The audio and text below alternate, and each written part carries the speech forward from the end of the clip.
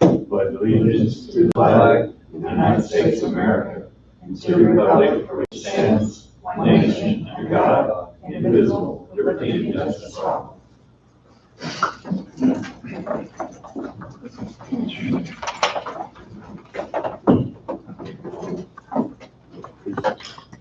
Just wait for them for these. On the policy manual stuff. Oh, I'm sure he will. Okay, so that'll be right after approving the minutes, it looks like, and. Or you can hold off until he's here. You don't have to approve this right away. Okay. So first order would be to approve the minutes. As written. Angie, I had to look at it real close because it's pretty short, but item 3 and 4, they're moved and seconded. No mention of the motion carried. Might want to just make that brief update. I should have caught I that. can see where that's at. I should have caught that when I was glancing at them, but I guess I don't have a copy of those. I don't know. Can I take a look at that? Well, all it is, that motion should pass 3-0. That's what it should have been. Which one are you talking? Okay, so on number 3, I would just add motion carried. I'll do that. 3-0. 3 and 4 both, yeah. Okay. Fred wasn't here to do the 3-0.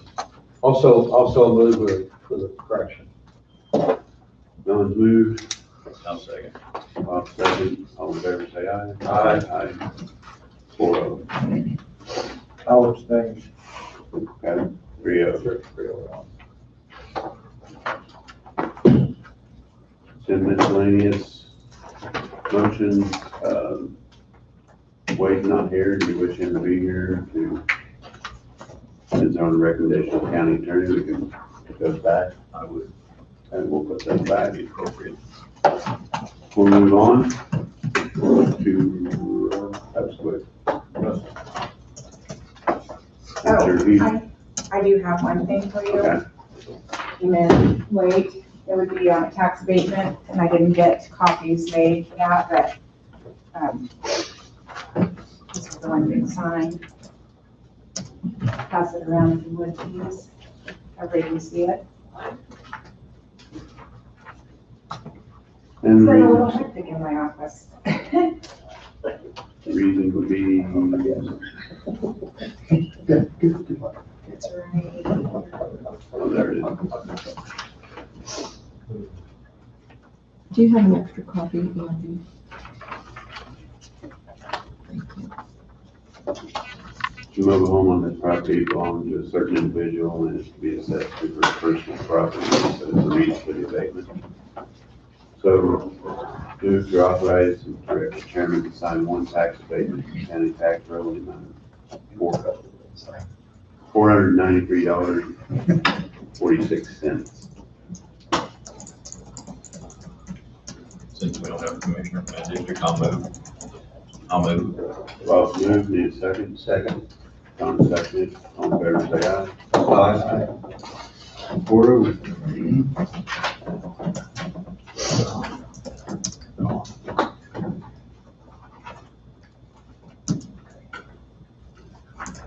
That'll put Russell up.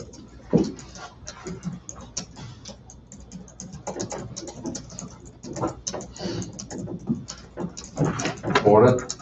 Morning. There you go.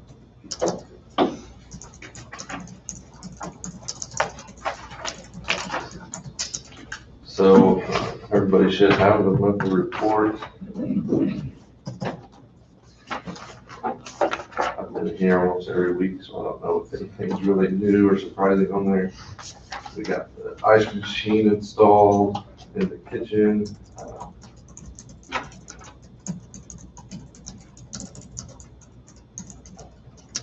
The Expedition that was ordered last winter didn't come in the correct configuration, and so ProModi reordered that last week, and so the new one will come. It's slated now to come in November in the correct configuration. Russell, Yeah. On the front page, it says printed commission cards for sheriff department and city police department. Mhm. Are those our commission cards?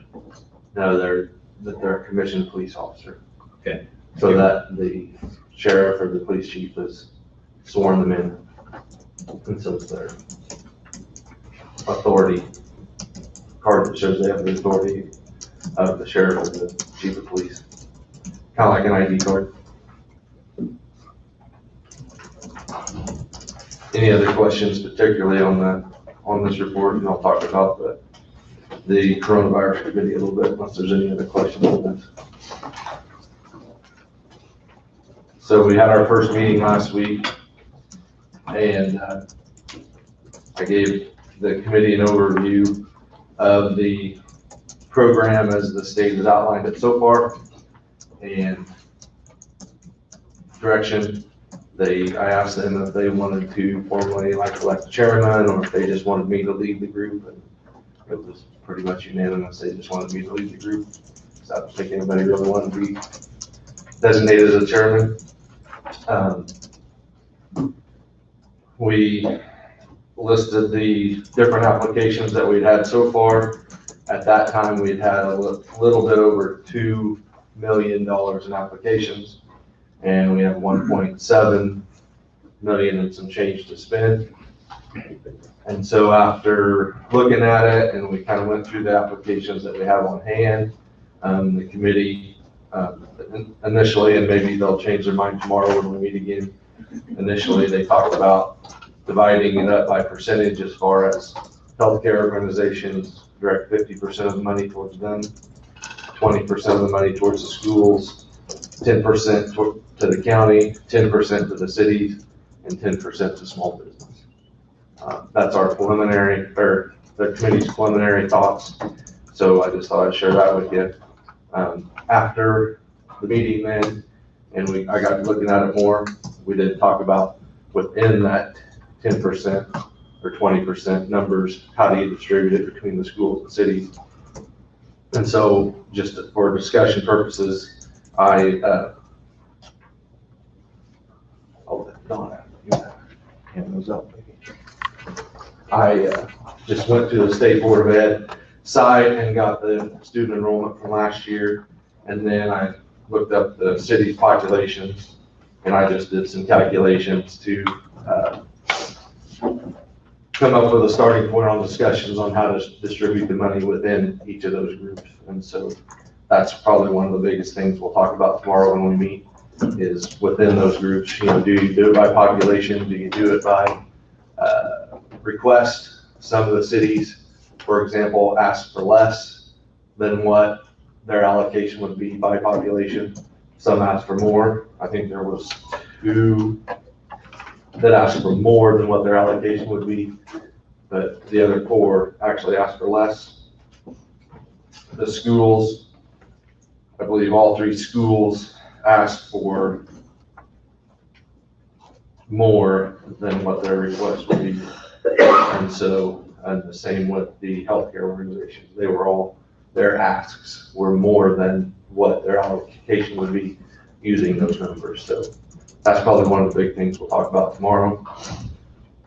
And then going forward, technically Saturday is our deadline to turn in our spending plan or our direct aid plan, along with our reimbursement numbers.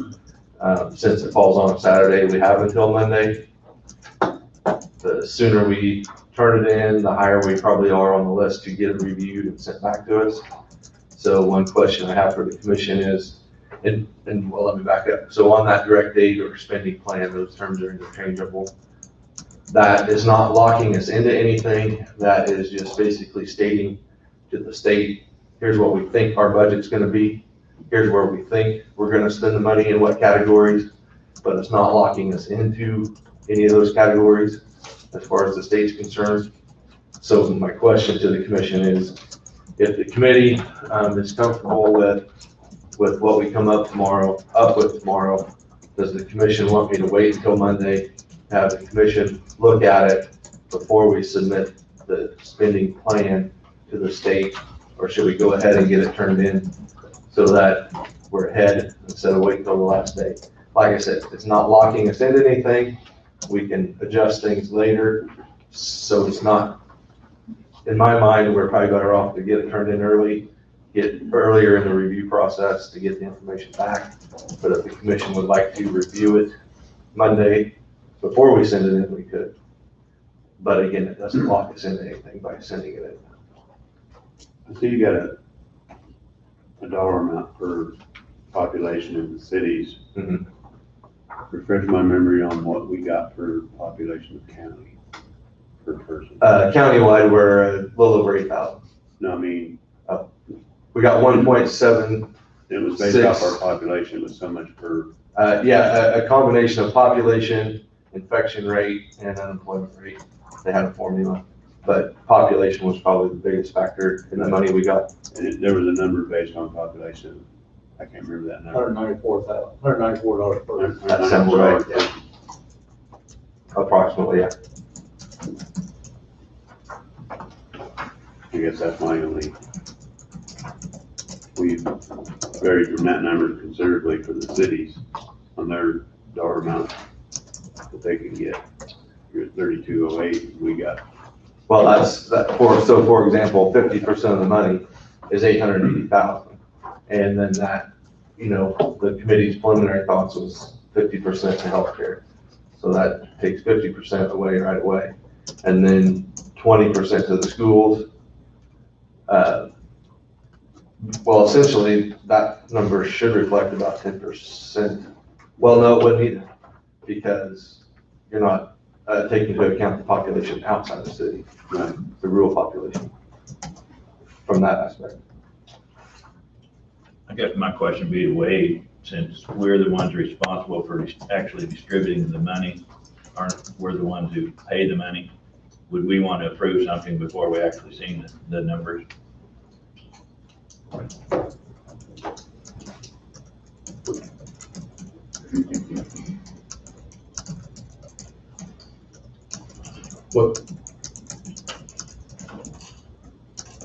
What's the topic? I was sort of looking at something else. So we're talking about turning in our spending plan or direct aid plan that state's been using that term interchangeably. That's what we have to turn in by the 15th. Since the 15th falls on Saturday, we do have until Monday to turn it in as the last day to turn it in. It's basically the outline of how we think we'll spend the money, but it doesn't lock us into spending anything. And so my question to the commission is, does the commission want to wait until Monday to review again, or review what the committee talks about tomorrow? Or do we want to go ahead and get it turned in so that we're in the queue starting to get reviewed and we can still change it later? We're not locking ourselves into anything by the direct aid plan or spending plan. So to answer your question, Bob, my understanding is the plan is fluid and it can change during the course. So to approve it right now doesn't mean that those funds, it can go either way. It's your preference. You can wait until next week or you can approve it now, but you haven't signed your name to those funds going out in that manner. I have no problem, you don't have a problem with it. It could change next week. Okay. It sounds like there's enough flexibility in it after it's submitted, and I certainly wouldn't have a problem with submitting it now. The early bird, there might be a little bit of a plus to that. There probably shouldn't be, but you never know. Well, the biggest plus would be the ability then, the sooner that we send it in and the state reviews it and then they give their blessing, or they say, hey, we think you need to change this, this, and this, we're just that much farther ahead to being able to write checks and getting it out to businesses and schools and cities. Until we get that blessing and get that approval, we can't write checks in. I think you should go ahead. Okay. You made the comment that 10% is coming to the county, Correct. and I don't know what the other. Well, that's what the committee has suggested so far. Ultimately, it's up to the commission how all this gets distributed. I have no idea what the rest of the commission thinks, but, the county, our funding's in good shape, great shape. Should we forgive that 10% and divide that out among the other sources you're talking about, like the healthcare, the cities, I don't know what everybody's thoughts are on that. So that you will be able to do that, you could do that now, or you can do that later. You're not locking yourself into not doing it That later. could also be changed. So for example, as of last Tuesday, I think we've got a couple more instances. As of last Tuesday, we had either, I think it was $28,000 or $29,000 in requests from small businesses. And at 10%, we've allotted 170,000. And so there's still approximately, Well, nice, that, small business wise. Now, the schools and the hospital ask for more than what they would be getting under this allocation. But some of the items on their list, they said is their wish list. You know, they have their needs and their wants. And so by not funding them at 100%, we're not necessarily not giving them everything they need. They just may not be getting all their wants. And so going forward, whether it's 60 days from now or 90 days from now or 120 days from now, whenever we decide to cut it off, if we see there's still 50,000 or whatever sitting in the allotment for the small business, and that can be redispersed to healthcare or schools or whoever we want to do it to. Same way with the county portion. You know, my assumption is the county won't write ourselves a check until we're confident everybody else was taken care of to the commission's satisfaction. So that option will be on the table, and will be on the table till December unless we commit our.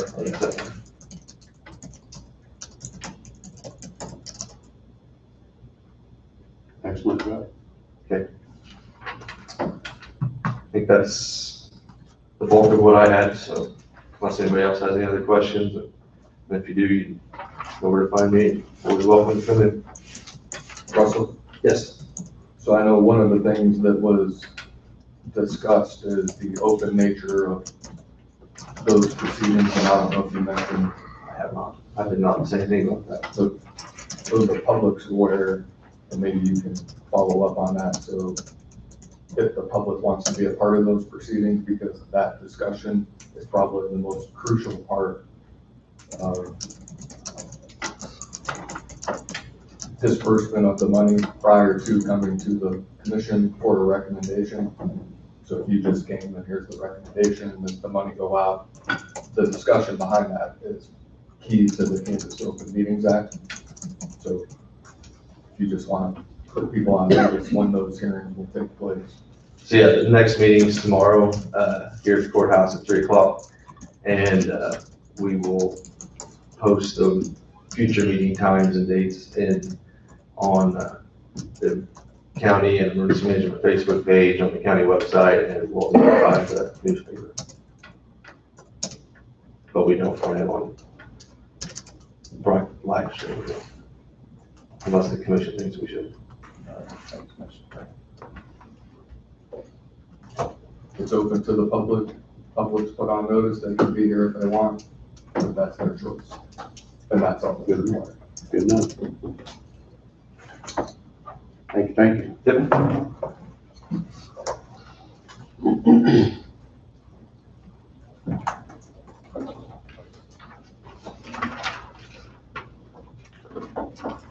Run over ahead.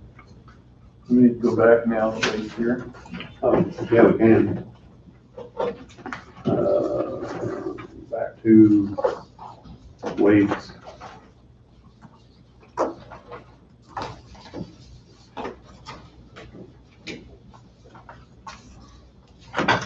Changing of the policy manual. The two policy and procedure changes. One is, I guess, an amendment under section 30 of the purchasing policy, and that one's the easiest, so maybe cover that one first. Okay. So what you've been provided and were provided some time ago, and I mentioned last week, is the addition of or modification to, I guess, adding section 30.4, which is the vendor gift policy. I'm not gonna rehash that because I mentioned it last week. And then that in turn would move county merchant preference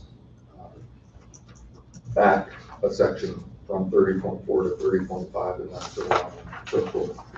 The only answer that the commission needs to decide is the blank on page 3, and it's in the red, which states, any itemized list of items documented as received by county shall be provided to the board by each supervisor or department head on a monthly basis. In addition, the supervisor or department head shall turn the items received over to blank so that the item can be maintained and later distributed to the wellness committee as a prize or giveaway during a county-sponsored wellness event. So whoever that person is, I don't know. And that's why it's blank.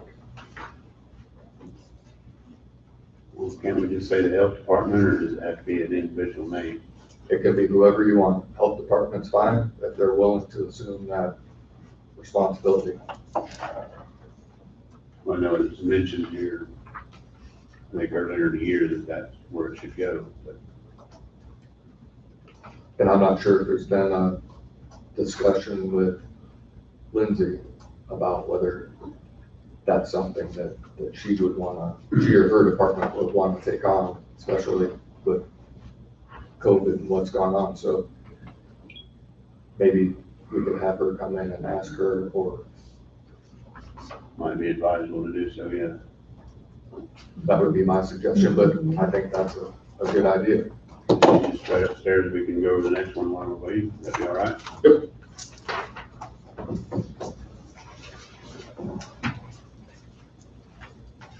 The next one is a lot more extensive. And I have to go ahead and give Brad some the kudos that he deserves for putting together his part. The back section, there are maps of where the cameras are within the CCTV cameras within the courthouse or courthouse property. Brad's reviewed it kind of behind the scenes, and I just want to thank him for his help in helping me put this together. The crux of what this is, it's an entirely new, will be an entirely new section within the policy manual. It basically talks about why the cameras are in place, but highly summarized, it's for safety and protection of not only county employees, county citizens, and county property, and it's a way to monitor what goes on in and around the courthouse. So for example, should there be an incident within the courthouse, should there be an incident surrounding county property, then there's a way to go back and request for law enforcement purposes for potential prosecution the footage, and you can basically walk into the courthouse from outside and the cameras can go back and footage can be pulled from, if I walked into the courthouse this morning, that footage would be available from my walking in all the way up the stairs through the lobby into the county attorney's office, and that would go for any office within the courthouse. The option was given for certain offices to have cameras within their office. Some, I think the only one that really does is the treasurer's office, and that's because there's hand-to-hand exchange of cash, and that's to protect that hand-to-hand exchange in case there's ever an issue. I think our probation officer has a camera so that when somebody comes to see them, they're protected as well. But outside of that, I think everything else is outside. There are no cameras in bathrooms, there are no cameras in private areas, and there should not be ever, because that's prohibited. So all camera footage is subject to open records requests, which there's a process and procedure to meet those. request or our storage and retention policy. It's on, at least in the policy section 5.1.3, storage and retention of recordings. And that's because in discussing this with Brad, you can't just have an indefinite time period to store these recordings, because you're talking about a lot of space that will cost a lot of money, in coordinating and making an inquiry through the Kansas Historical Society that deals with retention. There is no requirement that they be held indefinitely, so 60 days is the number we came up with. That's plenty of time. If somebody wants something, they can make a request, they can make a preservation request to the county. That can be provided to Brad, and then he can put a flag on that particular footage, and it can be maintained for a future subpoena or open records request, whichever one it is.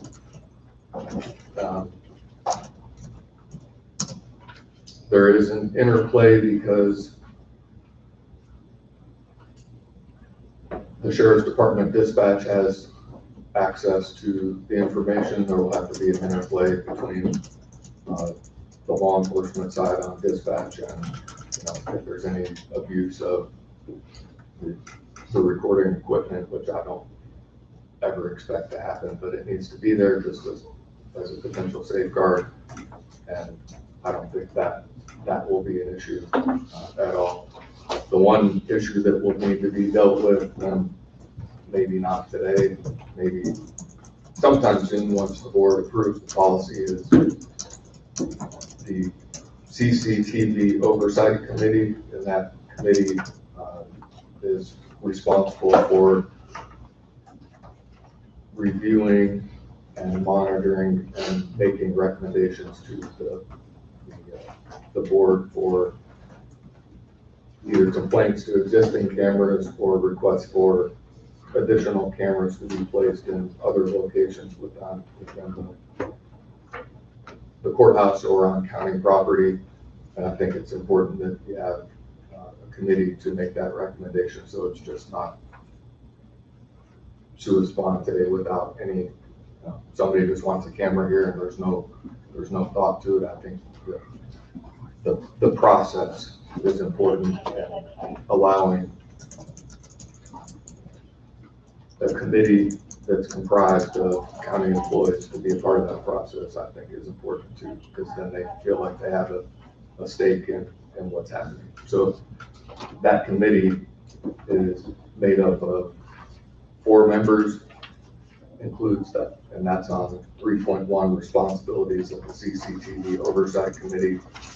3rd paragraph down, the IT director or designee, the undersheriff or designee, because you need to have a member of law enforcement as a part of it, because they have different perspective and look at things through a different lens than the majority of the rest of the courthouse. 1 representative department head from the county or designee, 1 representative employee from a department, and then it talks about if there's a conflict. So I don't know how you want to go about getting that committee and those members assigned or put together, or if you want to wait until there's an issue and then do it at that point. I would say wait till there's an issue and then do it at that point. Hopefully there's not an issue. So I spent quite a bit of time putting this policy together. I think it includes everything, but as we find out with the rest of the policy manual, it's subject to some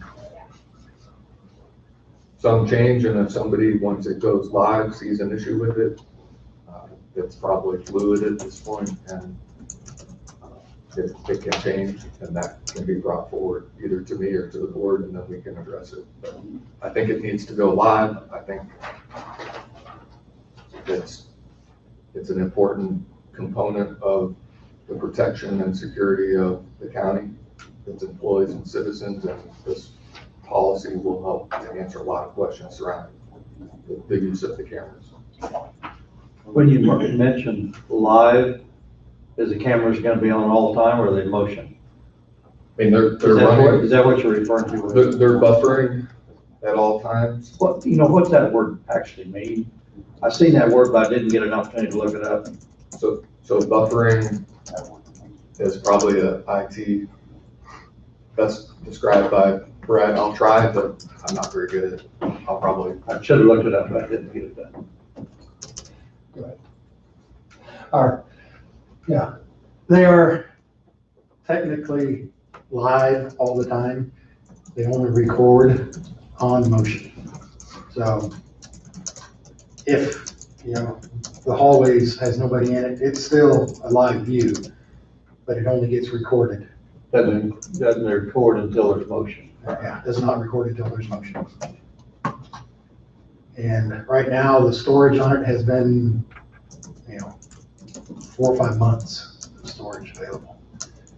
So we have plenty of, after it re-records over the oldest video. So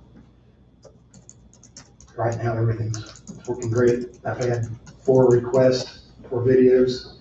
Yeah, there's been accidents out on the street. Police came in, asked. And it's been, everything has worked really well for us. The cameras can be changed as far as setting to what it's taking a picture of. Who has access to make changes in those cameras? Is that just, There is only 2 cameras that have a pan, tilt, and zoom. the rest of them are all The locked? rest of them are all locked. Okay. And But there are 2 of them myself that and the dispatch have access to it. so if you move to it's page 1-12, it's appendix B, which CCTV recording cameras currently in use on county property. So you'll see all the and this was sort of a sheet I put together to summarize in case somebody wanted to know how many cameras, what cameras do what. There's 40 cameras, which is still my understanding. There are only 3 cameras that have a zoom feature or rotate feature, which is in the courthouse lobby, the JSP West, and the county shop. As of today, my understanding is all 40 cameras are in proper working order, and if they weren't, then that would be addressed. All the images are clear and recognizable. There is no audio recording, so it's only video. No dummy cameras, which is addressed in the policy. And then there's a description of where all 40 cameras are and a map, and it corresponds both what I'll call a paper map and then actual image, like Google image maps that will be provided as a part of the policy. So that's kind of highly summarized. I don't know if there's any questions. I just have a comment about it, and I fully understand why you do it, and I appreciate everything you do. But I find it amazing that we're gonna monitor all the citizens of Coffee County, and we're calling it for safety and security purposes. I've seen that in history before, and it didn't turn out good. So it's just my comment, and I understand why we're doing it, but I don't like it. And if I can maybe just comment on that, it is in 2011 when I was in Allen County, the Sheriff's Department, then later Iowa PD went live with the head cameras, the body cameras, and at that point in time, some of the more senior ranking law enforcement members felt like it was, well, Big Brother wants to watch them, Big Brother wants to criticize and critique every move they make. What they soon found out was it was actually a tool that helped them in their jobs when somebody wanted to make a complaint that they were mistreated, they were disrespectful. And it also showed when something was done wrong, then that was a teaching moment and a tool that could be used to help and aid and assist law enforcement in doing their job better. So I mention that because in this instance, although it can be viewed as a negative by the community of watching citizens walk through the courthouse, the only time, in my opinion, that it will become relevant is if there is, let's say, somebody comes in and they slip and fall. And there may be a suit with the county, or there's some instance where, there's an active shooter situation and somebody comes in and there's footage of what occurred. And I think it's a huge tool to help and aid and assist the county overall. And I see the undersheriff, you must have some comments as well. Well, these cameras are not pulled up all the time. It's not like dispatch is sitting watching them. I don't think Brad's got them pulled up where he can watch them.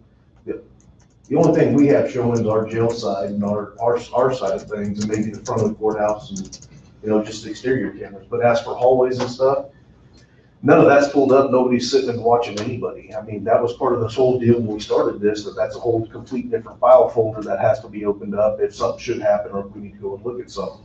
But as for sitting and watching people, no, that's.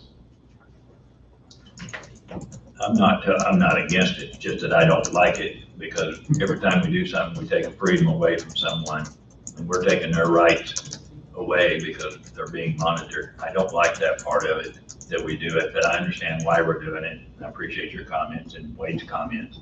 I mean, I've supported this, but I don't like it. So I see where you're getting at, but I just want to reassure everybody that nobody's just sitting watching Big Brother, so. Thank you, Mike. Anybody else have anything?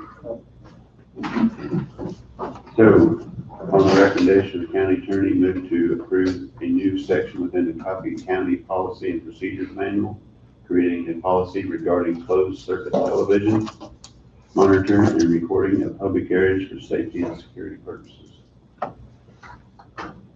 Also with Mr. Chairman. Don has moved. I'll second. All in favor? Aye. Lindsay. I heard you had a question for me. Well, we didn't want to give you a duty that maybe you didn't want. Okay. In the purchasing policy, we were talking about, when a vendor gives a free gift to a department or whatever, that free gift goes to your office for distribution for when you have a wellness program or a fun run or whatever. Okay. So we just want to make sure you was okay with us designating your office as where those items go to. I think that's fine. Quite often they're gifts that aren't really wellness appropriate. So as long as we have that discretion, if it's candy and popcorn, that we get rid of it or throw it away, that type of thing. I mean, as long as that's acceptable. I think it's at your discretion. Okay. Yeah. Yeah, we can do that. That's fine. Okay. Voilà. Thank you. That's all we had. All right. Want to make sure we didn't. Thank you guys for asking. I appreciate that very much. Yeah. So, the blank will be filled in with the health department, is that acceptable? Chairman, I have a question on that. Yes, sir.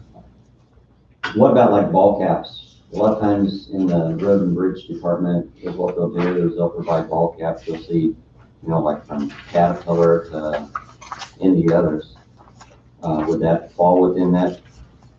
I mean, if you have that policy and it just goes to health department, you're gonna have some of those items.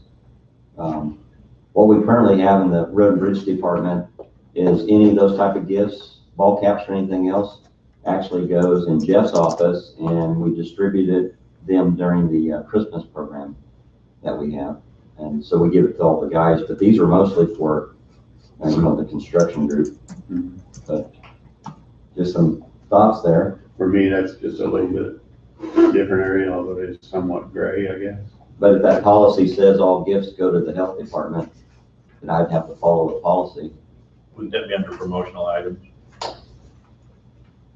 But that sounds like a promotional item. It does. Same as coffee cups or calendars, which says may be accepted, provided that such items are widely distributed to other under essentially the same business relationship with the vendor.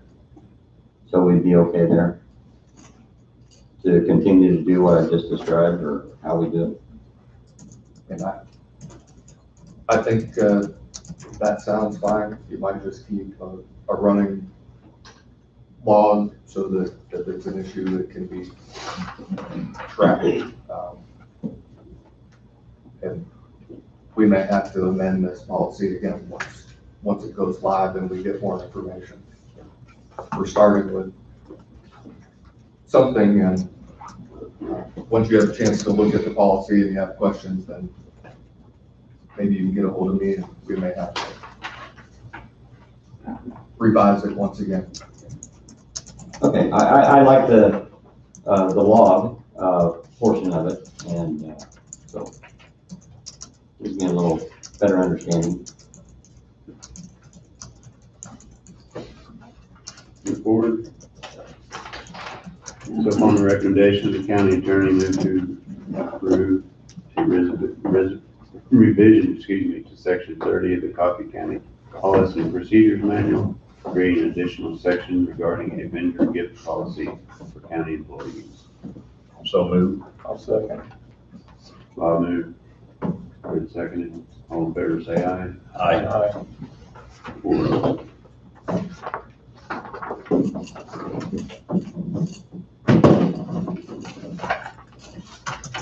That being over,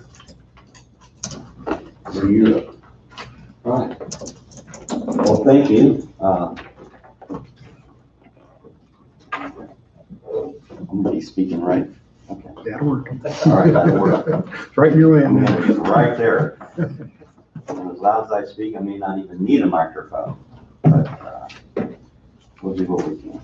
Hopefully it's gonna, it sounds muffled online, I've heard from a lot of people, so hopefully it's gonna fix all that. Okay. That's our hopes, right, Brad? That's our hopes.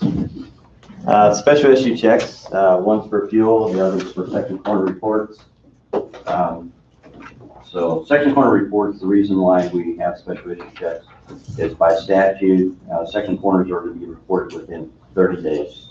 And that's the reason why it doesn't necessarily fit our cycle. That's the reason why I have to do special issue checks. And fuel is special issue checks, because we talked about this before, is a lot of the suppliers, not a lot maybe, but the majority of the suppliers we do have are actually requesting the check sooner than our 30-day voucher period. And that's because you're holding $13,000, $20,000 worth of fuel. Okay, so the engineer's report, no road permits, no zoning permits, and landfill totals for July. Then I've just moved right into the motions. I have 4 motions. One being a change order. The other is rock purchase for stockpile. This is from IDECR. IDECR is the contractor that's working for the airport. And so this is something a couple weeks back that I had visited with you about 5,000 tons of what they call equivalent to AB3 rock. The other, It passed your testing. it did. We did gradation onto it, and so what they were calling it, and the closest comparable that we have for Kansas specs is what we call an AB3. It's slightly cleaner, but it will work as an AB3 for us. And so that's the other motion, and the next one is the full-time truck driver position. This is where we had a current employee move into another position that was open. It does not increase our number. We still stay at the 52. And then the other is assorted culvert pipes. This would be for stocking at the yard, at the shop. So the first motion is the change order. This is the approaches that were completed over on Bridge 116. This is Emmer Road between 8 and 8.5. This is the contractor. We've had to mill, replace full depth, approximately 30 feet on both ends. And so what they had done there is put 8 inches of AB3, 6 inches of hot mix asphalt, 30 feet both ends of the bridge. And then we also did profile on that as well. They're not done with that bridge. Discussion seems like every week, but what we do have is they are looking at a proposal to do a little milling, grinding, and then also patch repair in some of the sag areas of the bridge. That was original condition of the bridge, but we're still looking at that. Possibly it'd be working out the details this week to see where we're at to be able to get a smoother ride onto it. But this would take care of the change order of the asphalt that was already in place and the full depth repair. And as you can see, it's $6,210 increase. Motion 2019-30A, based upon the recommendation of county engineer, move to approve the change order number 2 for the project number B19-1308M with BPX Corporation for the approach pavement repair on bridge number 116 for $62.10. Contract price before the change order was $148,772, with the approved change order number 2 and incorporating this change order to the net contract price of $154,982. I'll make that motion. Hobbs moved, I'll second. Fred second, all in favor, Aye. 4-0. Okay, thank you. The next motion is I had just brief discussion on is what they call a P209 base rock. This was basically a portion of the airport that the concrete was basically grounded up and made rock, basically. And so what they had done is the equivalent spec for an AB3 rock is what we use today. It's $4 a ton. What we pay for rock is somewhere between $8.19 to $8.50. So it's half. They're also going to deliver this. It's FOB freight on board to the landfill for $4 a ton. Can't get better than that. Can't get better than that. I've seen you had that change from last week's proposal, and was gonna ask if that was right. Well, there's something to this. I mean, it wasn't my intent to try to, I mean, of course, we're always going to try to get the best deal for the county. There's no question about that. But the other side of this is our trucks right now are working the chip seals. So there's no way that we can move it at this time. And so they have to have it off before the end of the month. So to be able to work the deal for us is we accepted their $4 offer, but then they had to do freight on board. You know, so that's where it's at. It wasn't intended to try to lowball it. Was that's one I came up with, but it was to try to get the best deal that we could for the county. And it is material that we will be able to use throughout the county at different times and even at the landfill. So. Motion 2020-43, based on the recommendation of the county engineer and approval of the county attorney, move to waive the purchasing policy as to advertising for good cause, said cause being price and product usability for future county projects from Heidecker Incorporated. From the Coffee County Airport project as to purchase approximately 5,000 ton of P2-09 base rock, equivalent to AB3, $4 per ton, delivered to Coffee County landfill, funds to be paid from the road and bridge. Should that motion say in approval of the county attorney as to form? Basically, all the county attorney is doing is approving the form. We sure add that in there. Yes. Okay, thank you. Oh, so move with a Change, correction. Don moves. Second. I'll second it. All in favor, say aye. Aye. 4-0. Okay, the next motion, number 44, is, as I explained, is we have full-time employees just moved from a truck driving position to basically the construction group or special bridge group. And this does not increase our numbers, it's to fill a vacant position. So 2020-44, based upon the recommendation of the county engineer, move to approve the request for authorization to advertise and hire one full-time truck driver in-house. No new position is being added. This request will only fill a current vacant position within the department due to a position transfer. A question, if you're doing this in-house, will that create a position you'll have to hire outside? Yes, sir. Okay. Yes, we currently have one equipment operator position that's open. That's going to be hired outside. This one would actually most likely be two equipment operator positions that's going to be open for the county. So in-house, you already have someone in mind for this? It's pretty easy to fill in-house for the truck driving positions. So at this point, we don't have a candidate, but we will be placing it out there and then see who throws their names in the hat. I'll move. Fred moves, I'll second. John seconds. All in favor, say aye. Aye. Aye. 4-0, motion passes 4-0. Okay, on the next one, we just have assorted pipes, culvert pipes that we use throughout the county at different times. As our stock goes down for various reasons, we just restock it. I believe this is the second time that we've had various pipes. We're looking somewhere around $70,000 at this point. That's the information. Okay, motion 2020-45, based on the recommendation of the county engineer, move to approve the county engineer's request to solicit formal bids and purchase various culvert pipes and end sections for inventory at county shop.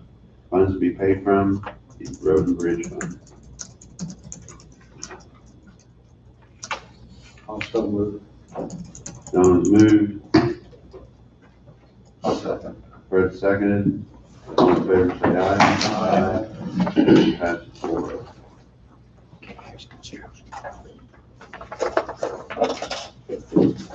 Okay, on the construction zone, you won't see much change from last week. As we're still working on the same activities for the most part countywide. The biggest one is the drainage repair over on Old Highway 50, is the overpass. Right now, we're making use of the road closure to be able to do work on the west side of the structure. There's guardrail replacement, there's a curb and gutter pan to be replaced. There's also an inlet pipe section that we had some settlement on the inlet. Now we're repairing the pipe. And so we still have that activity going on. We have crossroad pipes replacement, as you can see at different locations. Landfill construction, we've had some equipment issues, but we're working through it. And so we're still working on the slopes at this point. And it just depends on the weather, what we can accomplish or not. With the rain that they're predicting, there might be a couple days that may slow us down again. Chip seals, we're approximately about halfway done with our chip seals. We had equipment down here last week, and this was then down by the Gold Post Road. This is down there at Underwood, south of 58 Highway. And so right now, the parts are coming in today, and Craig should have that one running again soon. Boom mowing countywide, and we are also looking at sign maintenance as well. And so that's construction done for the county crews. For the other activities that we have going on, the asphalt contractor right now is finishing up 13th and Links. That should be done within hopefully the next 2 days, that we should be finished up around the school area as well before school starts. That was one of our goals. I've also spoke here last week that we're going to have a change order on that one. There were several locations that required additional milling that was not part of the original contract, and also some fabric. Once again, those changes have happened because now we're getting some truck traffic that was coming in that area that wasn't part of the original review or contract that we had. So we're making repairs to the asphalt now. The intersections at this point would be the only two remaining portions of that contract. It could be within the next couple of weeks. We're not sure at this point. I believe that the contractor was going to finish up our project. And once again, I do not know exact their schedule, but they had spoke about also doing work for the city of Burlington while they're here. And so that might be part of it as well. There's 2 drives at 13th and Links. I just wanted to point out, so anybody that sees these drives that on a residential property, asphalt was placed on the drives. That had nothing to do with our contract. Okay, this was basically the individual or landowner of those drives made arrangements with the asphalt contractor to lay the asphalt. It had nothing to do with our work. And so I just want to let folks know there's asphalt that's put back a little bit further than what you would normally see, but that was an arrangement with the landowner. This does happen occasionally. It doesn't violate our contract. It's an agreement between them and the landowner. We have placed asphalt back on the drives a little bit further than what we had on other projects. We talked about this before, but what I'm talking about further, I'm talking about just about 2 feet is what I'm talking about for the most part. There might be one drive that has 4 feet, but that's just because of the drainage issues and the configuration of the drive in meeting the road. And once again, we're trying to do this because we're near the city and we're trying to prevent the rock from the drives from actually coming out on the new surface. So that's the reason why we're doing that additional work. The other contractor we have currently right now is the contractor PBX that's doing the work on the bridges. He's on Old Highway 50. He had equipment breakdown as well here last week, so that prevented him from finishing up actually doing the seal on the overpass on Old Highway 50. We should see that work here within the next 2 or 3 days. And they're also doing some milling. We've done a county cruise. We went out Friday and actually done the survey for the profile on the east side of the approach. And so we profiled that. We expect the contractor to hire their asphalt company to come in and actually do the milling on the east side of the bridge to improve the ride performance coming up on the bridge. And so that's other activities going to be going on. But once again, after they get done with Old Highway 50, the next bridge is to come back over on Emmer and do that work. And then that should complete this contract at this point. So that's the update that I have for our group and then also for the contractors that are in the county. So, Thank you very much. Well, on the landfill, you're gonna be finishing it up there pretty quickly. We've got a lot of equipment that's been used on that project. We got a couple other projects and we're halfway through August already. yes, sir. With weather permitting, you feel like you'll be able to accommodate and get those projects completed? First on our list, what we have is Oxon Road. As soon as the landfill's done, we'll be moving the excavator out there to Oxon to finish that ditch along the west side. And we're gonna bring that all the way up to 11th Road. Okay. We also have, then the next one would be over there on Native Road. That would be the section between 11th to 9.5. And so that would be to bring that ditch down. The precast culverts are complete. They were waiting on some wing wall sections, I believe, some tie-ins for the wing wall sections from the company that we purchased the precast concrete boxes from. And so that should be on site within the next couple of weeks. And so that's our plan. And it would be to finish it this year because as we've had this discussion with Forrest, I understand it's been 2 years. There's things that we can and can't do. It wasn't that we were putting that project off. It's just basically the weather didn't allow us to get on that project. And then with the landfill, being able to start the landfill and trying to do that construction as well, it became a higher importance for us. But our still initiative would be to be able to finish that project this year. Okay. So, Thank you. thank you. Thanks, Wayne. Want a 10-minute break?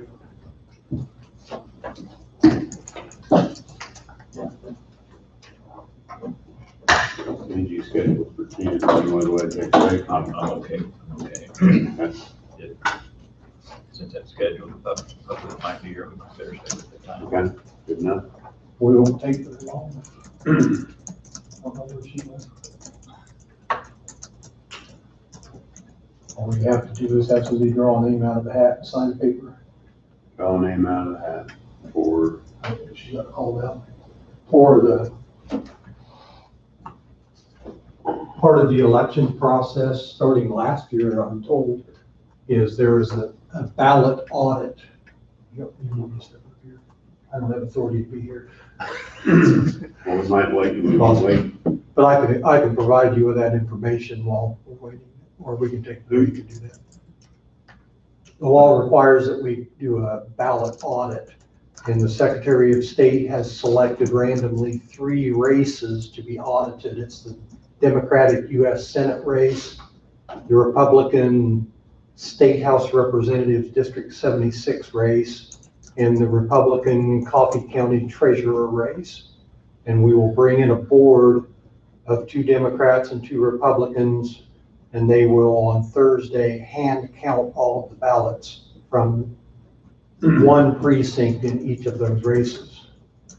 And we have to, the law says that the county election officer selects the precinct, and we're on the agenda to ask that that be done in your meeting in public for purposes of transparency. We just have the 3 wards and the 14 precincts on slips of paper in a box, and we'll shake them up and let the commission chair or whoever you might pick, anybody else that wants to do it, pick that precinct, and that will be the precinct that they will hand count then on Thursday.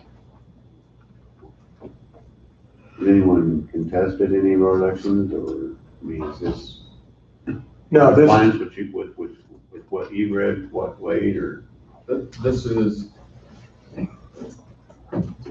a statutory procedure. We might have either Brad or Angie talk about the process, how they obtain whatever it was from the Secretary of State, but there's. Sorry, I jumped up. Oh, that's okay. There's, I'm trying to remember the statute that deals with it, but it's a post-audit statute, and I think it was referenced in. It's 253009. So, yeah. 3009 is there an A that goes with it?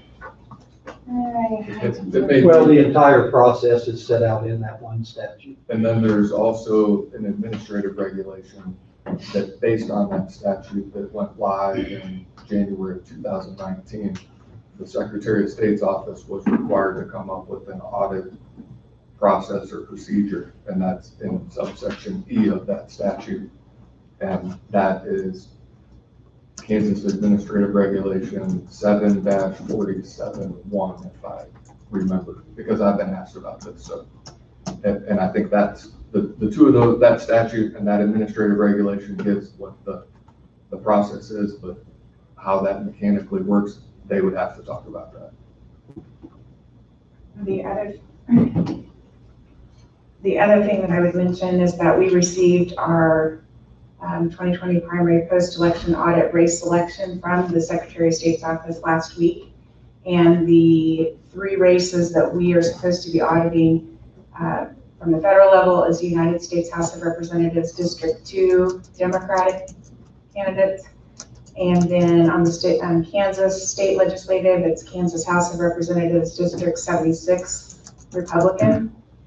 And the way the law actually reads and goes into detail on how we select our race from the county is that the state provides us with a list of all of our races, and we start with number 1, and if it was a contested race, that's the race we choose.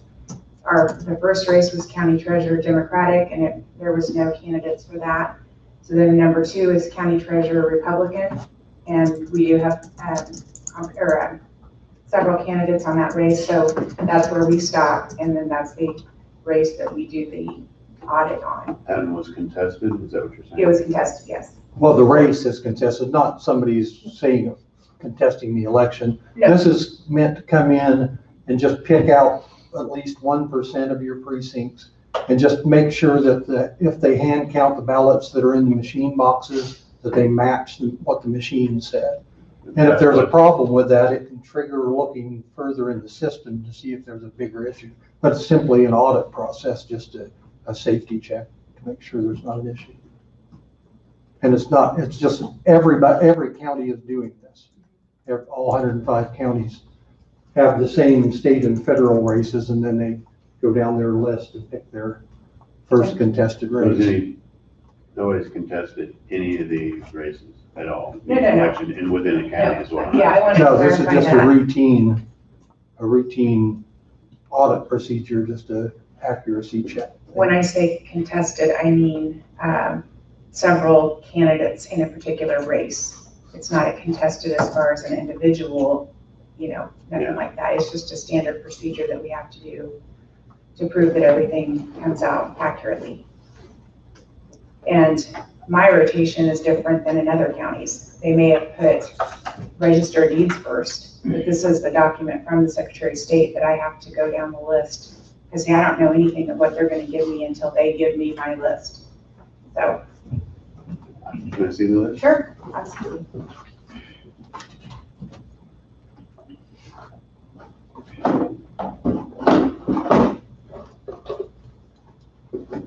So our adjoining county listing might even be Theirs will be different than absolutely mine. different than what ours. Right. That way nobody can So you figure out exactly what's gonna be taken. Yeah, the federal and the state will be the same, I think, Federal, everywhere. state, the county could be different. So you could have picked anyone on this list?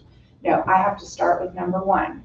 So say if number one would have been a different office. Say it would have been Commission District 2. Yeah, You would have had two That's what candidates I in there, and had to they do. would have hand counted that race in the precinct that we draw.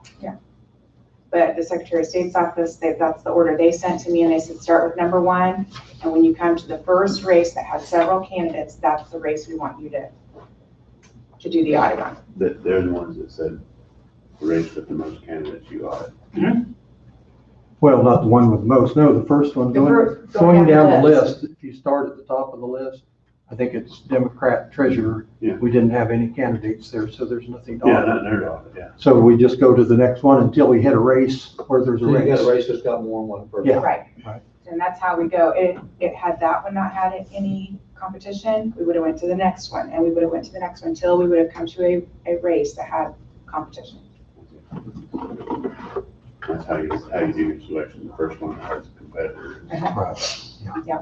And like I said, it's the order the Secretary of State sent me. I had no say, nothing in it. They do the rotation on that, so. Being that you're chairman, would you be willing to do the draw of which precincts we're going to do the audit in? Or the county You got attorney? anything to say? No, I'm used to Zoom. I don't see an issue with you pulling the name unless you aren't comfortable doing it. We just thought since Angie is on the ballot, she's not in the race in question, that we better have somebody that's not up anywhere on the ballot. My preference would be no one who is on the ballot needs to draw the name, including, I don't want, I'm a candidate for an office and I wouldn't do it, so. I think you, Bob, Fred, any one of those people would be fine. And basically all that is doing is, it's just picking a precinct that is gonna be the precinct that we will collect all the ballots from, and that's the one that they'll look at.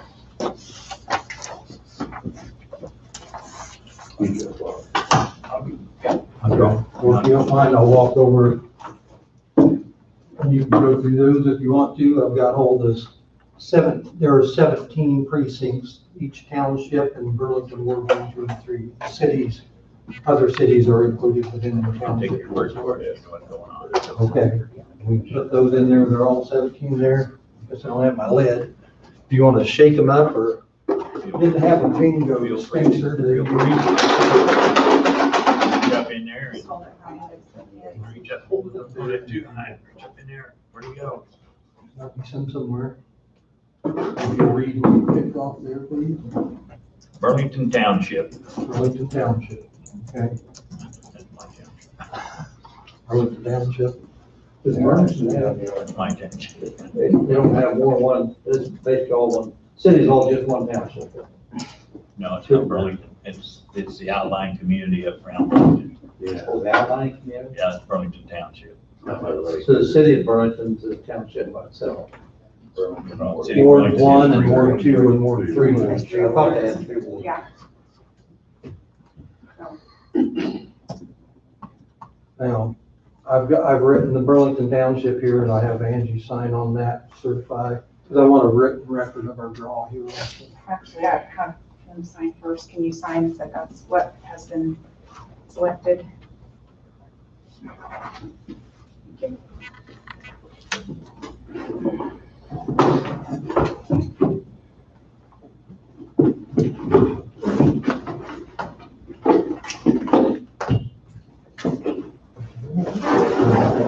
Oh, yeah. And that's all I had, so unless there's any other questions, but thank you for. Wait, no questions. So I am anticipating there probably will be some questions about the notification from the Secretary of State's office and how that works. So I know you have the sheet that goes through and talks about the orders. Is that an email, by mail, if someone were to? Yeah, I actually, I'm sorry, that's a lot. I actually have an email from the Secretary of State's office describing how we are to go about following their instruction on selecting the first race we come to that had more than one person running for that race. And for transparency purposes, you might maybe print that off and have it ready, because I would anticipate there will be questions about that and maybe open records requests, so. Yes, I will print that off and have it ready, so, no problem. On that same note, since we're talking about, open records, I just wanted to let you guys know that through this election, it's been very busy and a lot of candidates on all different races and everything. I've had a significant amount of open records requests come through in my office, and it's been hard for my staff to keep up with that. I had a position years ago when I took office in 04, or 05 actually, elected in 04, and with the significant open records requests, I want to fulfill my duty and my job with providing those as needed from people, but I just want to bring it to your attention that there may be a need for me to bring in a part-time person to assist with that, to help me, because some of it is very overwhelming with the number and quantity of things that are requested. So it would just be temporary until I can, get through it, whatever, I don't know, but, so be thinking of that come in the future here, so. Thank you. Anybody else have anything just in case? No. Not this time. All right, well, looks like we're kind of close on time. Laura?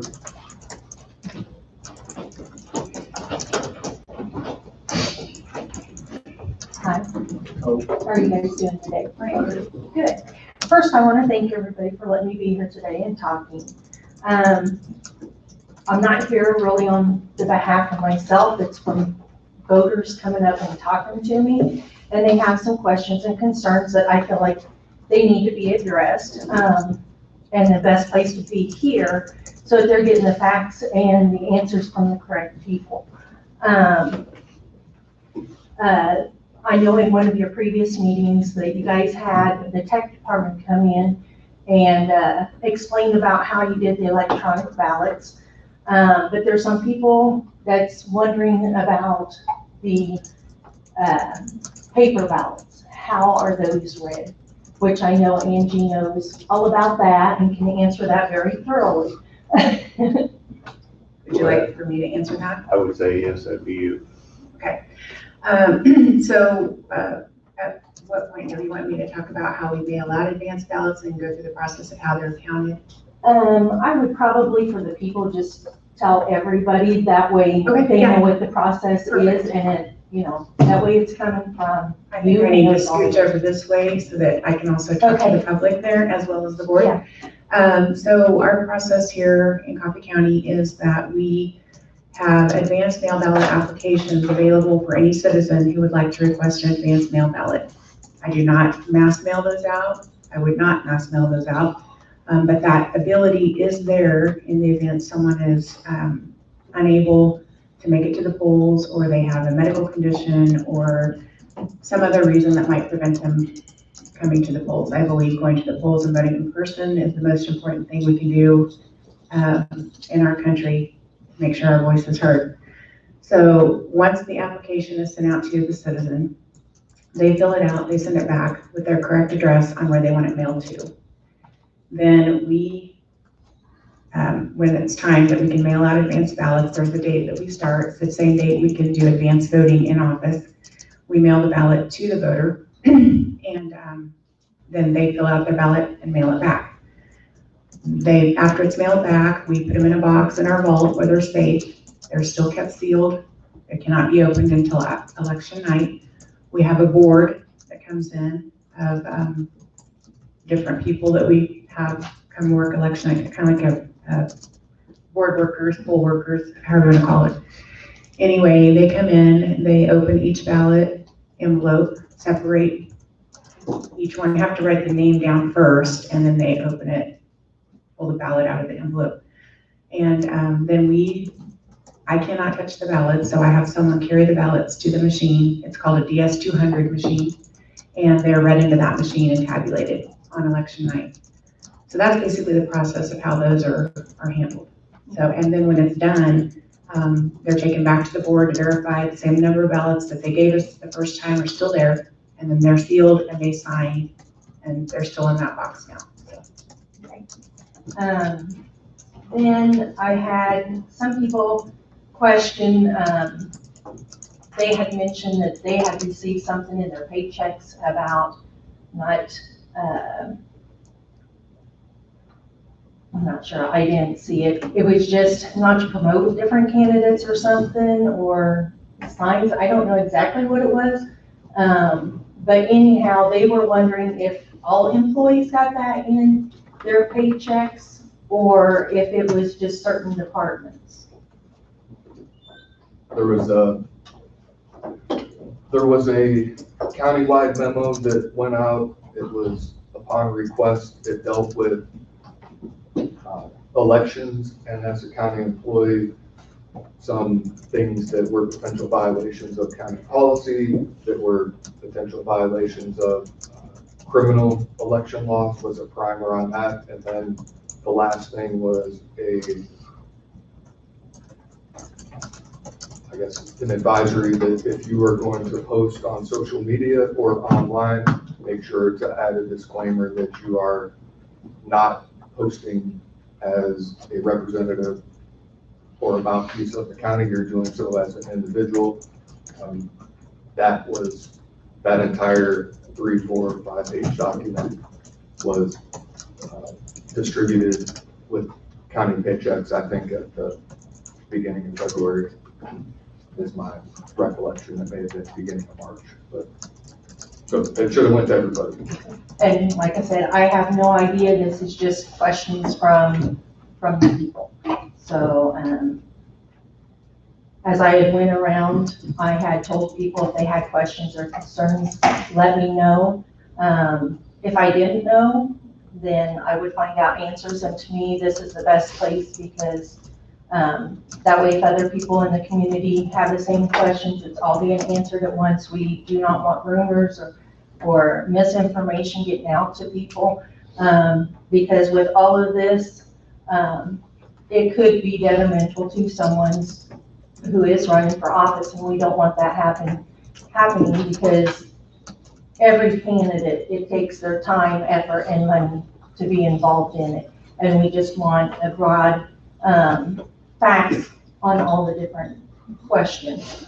And then, let's see. It was brought to my attention, I hadn't really paid attention to it, which I hate to even bring this up, but there was people questioning it. But they had mentioned that in the 2016 primary and the write-in, and then this year's primary, all my votes were around 678 votes.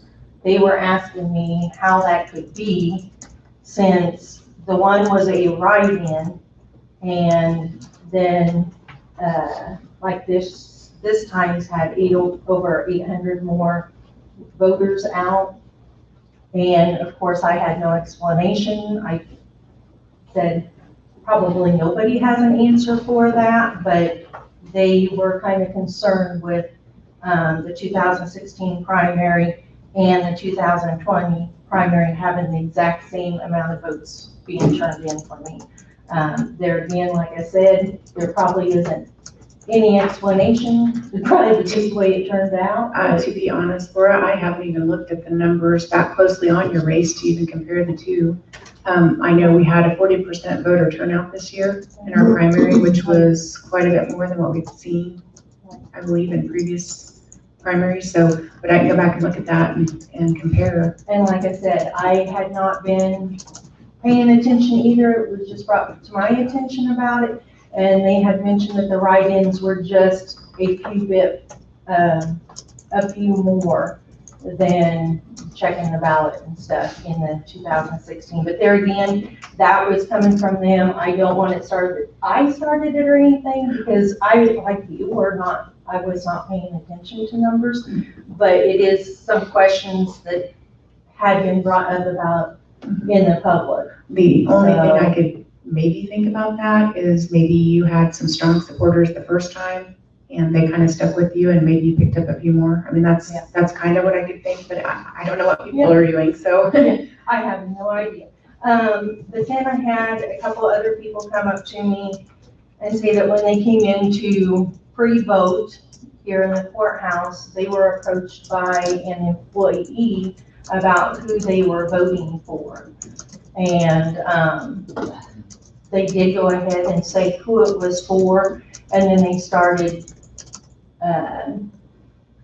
talking about how you shouldn't vote for that person.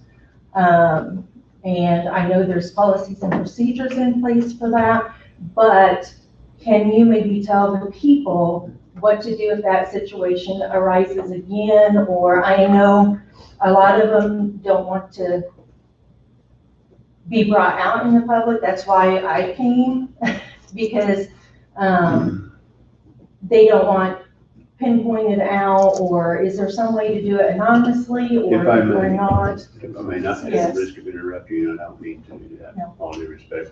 There is very much strength in numbers. So if we have a strong group of people or a large group of people that have major concerns, I would suggest they all come in here. Or maybe not, I mean, with the social distancing, not all at the same time, but I mean, it's hard for one person to do anything by themselves. So Yeah. I'm just putting that out there. If somebody's got an issue, if there's a group of people that have an issue, there's strength in numbers, so. Can I answer a little bit to that? You could go right ahead, because First, like I said, it's for the people, and if other people were, you know. Okay, first of all, I'm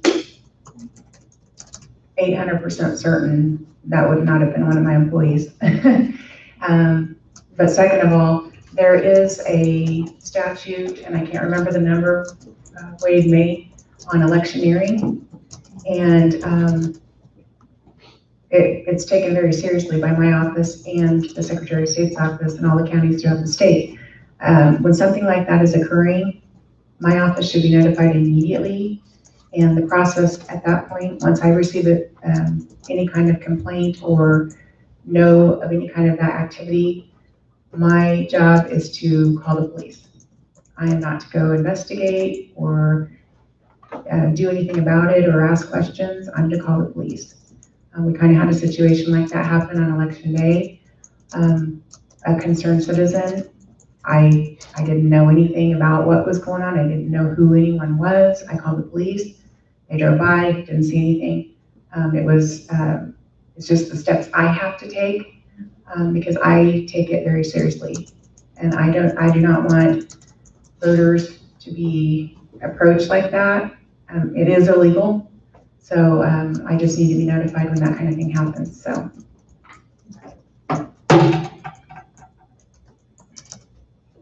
Did I answer your question Yes, or that, their I question?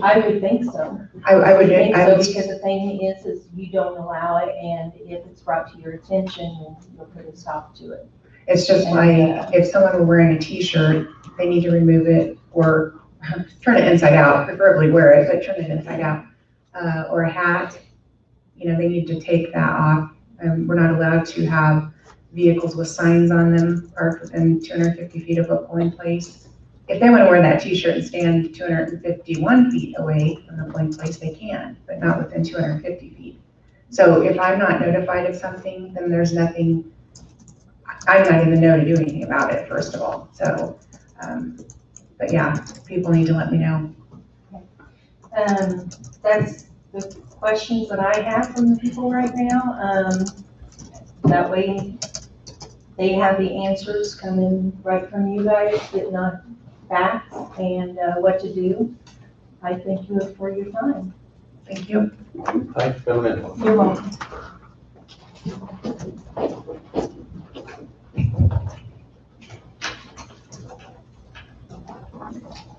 Well, at 10:30, we got a budget hearing, but we got Randy in here, or did you have anything? No, I'm just sitting in for the budget hearing. All right. Randall, did you have something you would? Okay. Budget hearing.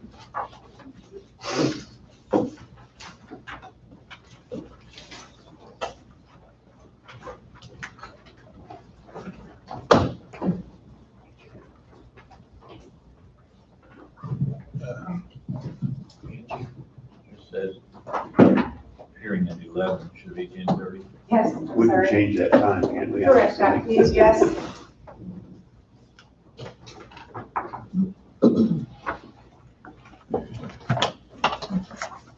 If we're ready,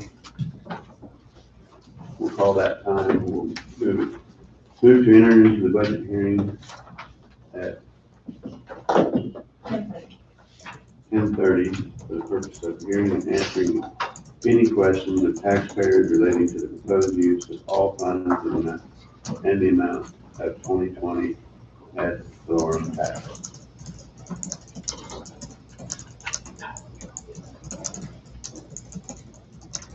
A motion for that, please. I will. Ms. Robinson, I'll second. John seconded. All in favor? Aye. Aye. Aye. Motion passes 4-0.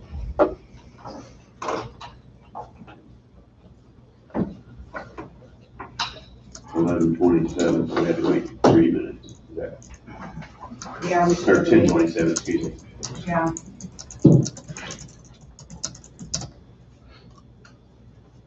Thought about bumping it up a couple minutes.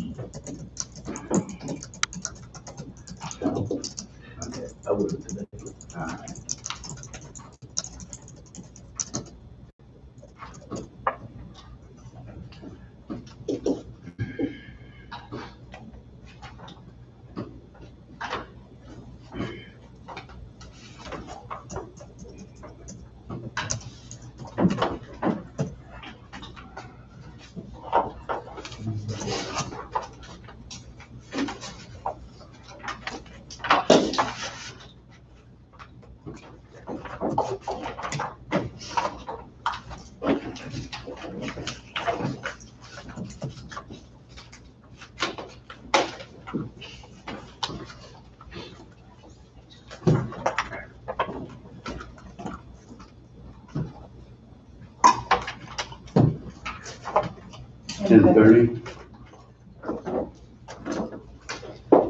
Your budget hearing. We have any public comments? Has anybody got any comments?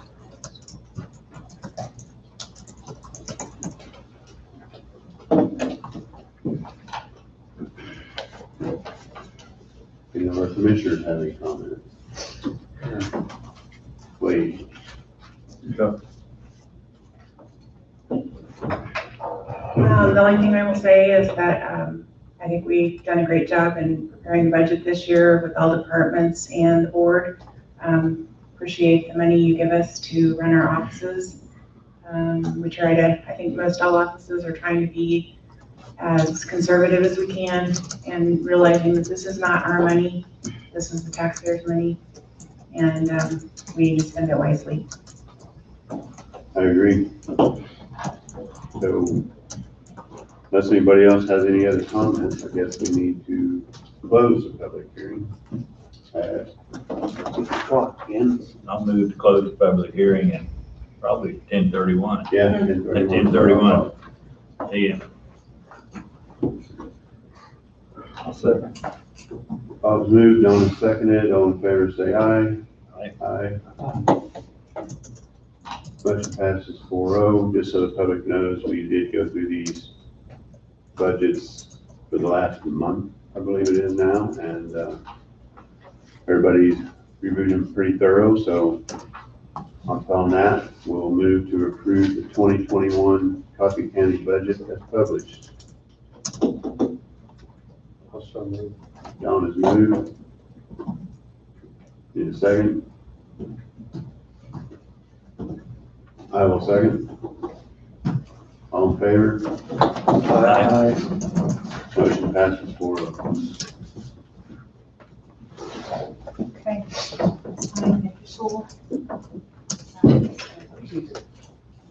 We all signed this, correct? Pardon me? Yes.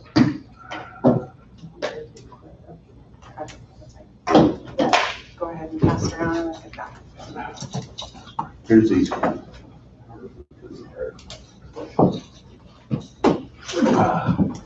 See you later, Randall.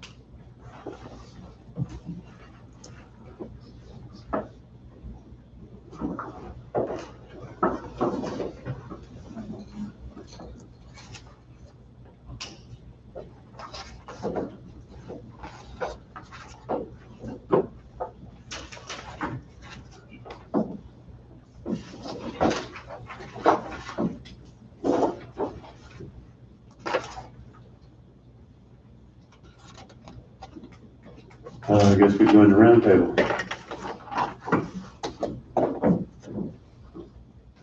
You have anything?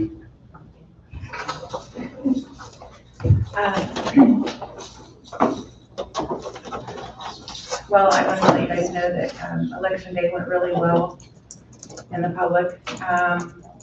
We had minimal little issues throughout the day, but it's nothing that we don't see during every election. We even had loss of our internet here at the courthouse with Valnet for about, I don't know, 2.5, maybe 3 hours, somewhere in there. But luckily, because of what I do with the programming and my poll pads, that I keep my voter information on for election day, we were able to answer questions from voters and the poll workers, and we made it through it. So, and then, let's see, there's another thing.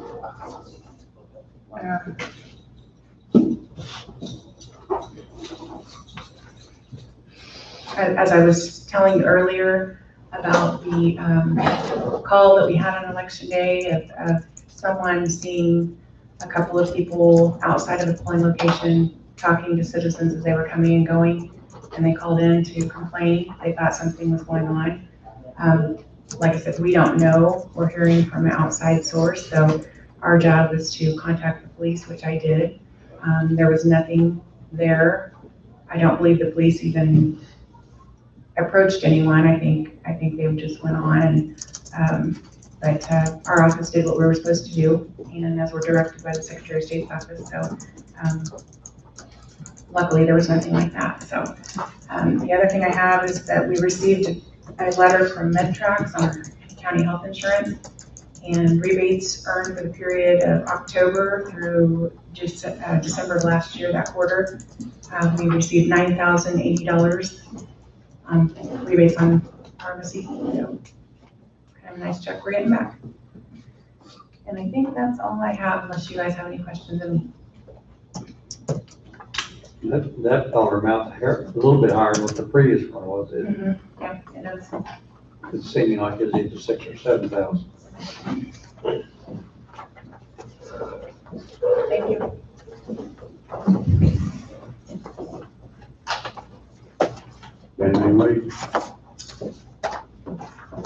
Maybe after we go through roundtable, I need to request an executive session, so maybe we do that at the end. One of the things that I have, and this is more for awareness purposes, since it seems to come up quite frequently, is the tension between an elected official and the Board of County Commissioners. So I thought long and hard about whether this is something I should do, and I think educating people is, I think, one of my roles and responsibilities, so I'm opting to do this. So what I'm going to do now is cite to a Kansas Attorney General opinion, and that's opinion number 2017-7.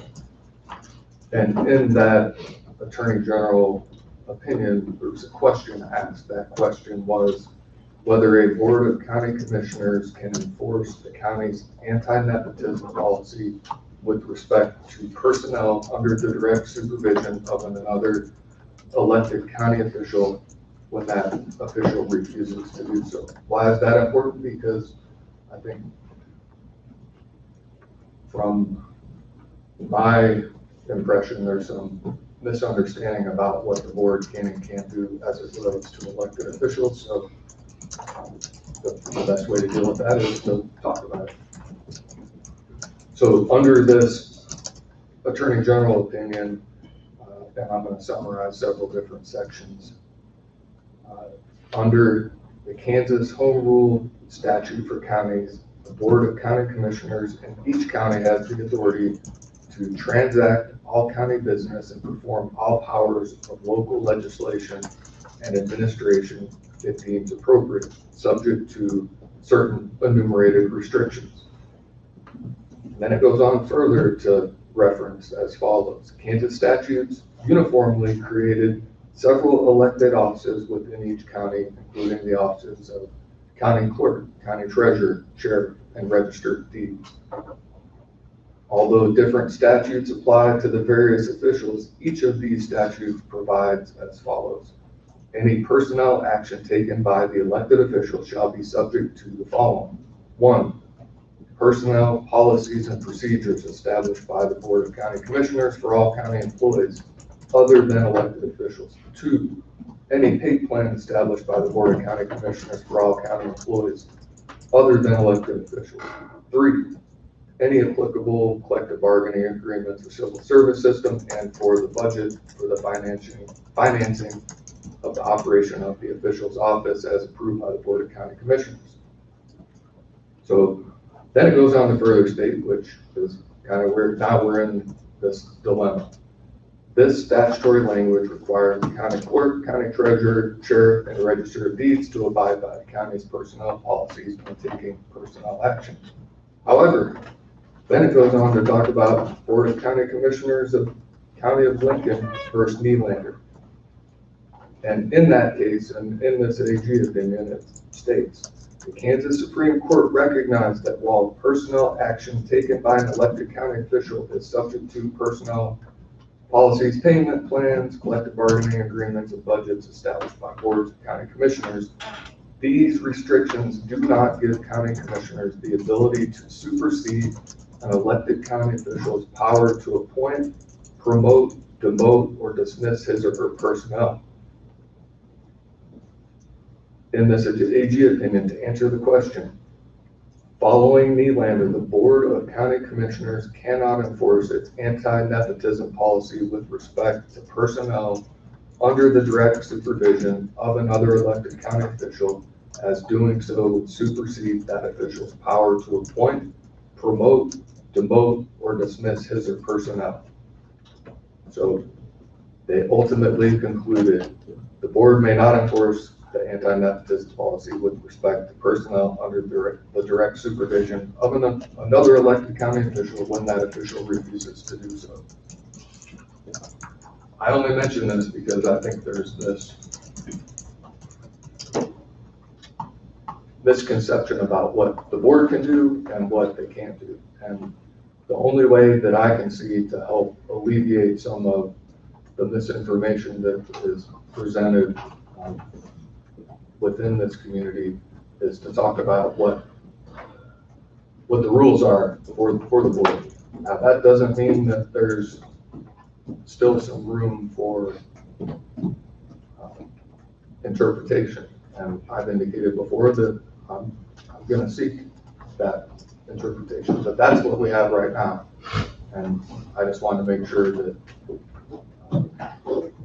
as someone who I think is a leader in this community, that the board and myself, we're not just sitting back and idle and not doing anything when there's some clear direction and statutory language, case law, and AG opinions that are right on point. So that's what I have with respect to that. And I don't know if there's any questions. No, for me, I thank you for that, because I think that's probably a long time coming on that one. Clarification, very good, thank you. I don't have anything. I am. No? Oh. I don't believe I have anything today. Donna? I don't have anything. Wow.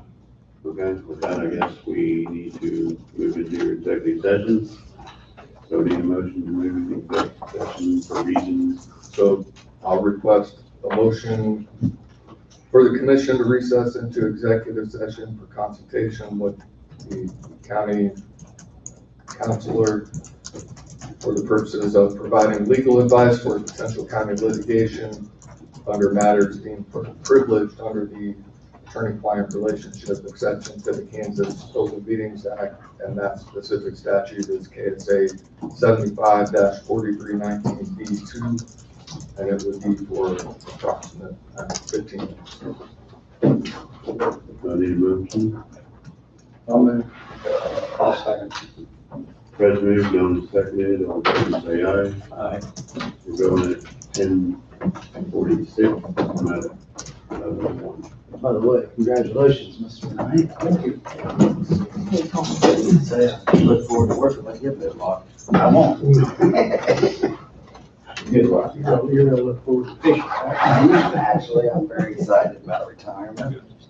So, wife and I's already got plans. So, good luck to you. Appreciate it. Anybody who put themselves out there in the election season, it'd be just a big event. You know what I mean? You get halfway crazy, right? You do, you just gotta be a glutton for punishment. No, you know, I think it's great that people step up and run for elected offices and. I wish more people would step up too.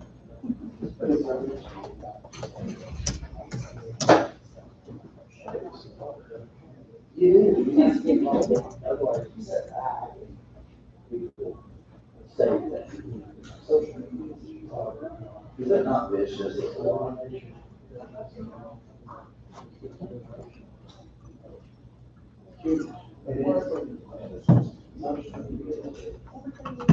Gives people a voice and they share just like the CBA. Exactly, the CBA, my only advice is that kids.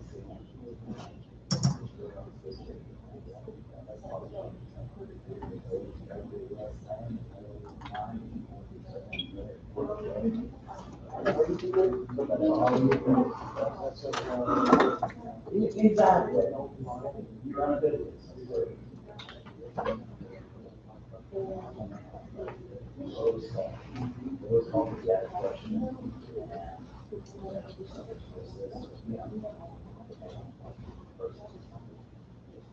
Not right. Complaining or saying, might as well figure it out. And then, exactly.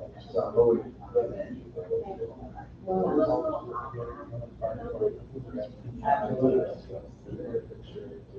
It just is odd. It's just odd. We just don't always agree with each other.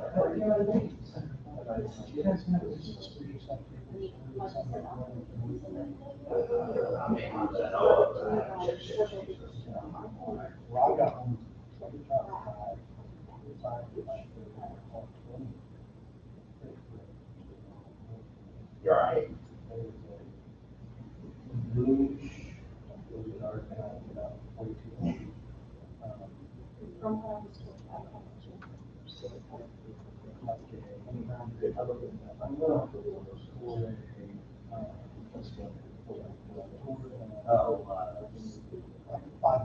Oh, yeah.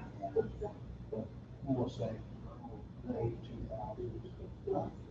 Just sit there, just like a stop sign.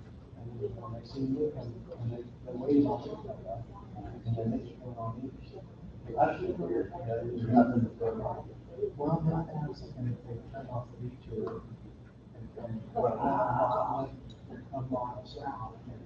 You would think they get back on top. I would have got on the first flat top like that.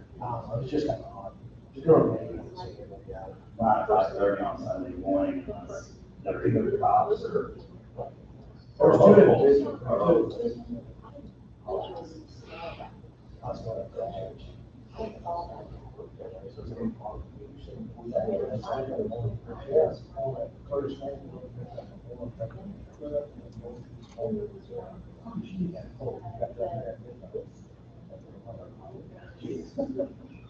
You gotta either love it or you're addicted. Or both. Just saying. Everybody has to have a hobby. Everybody has to have a hobby.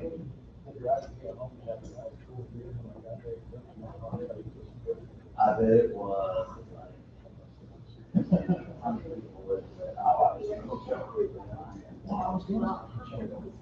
Yeah.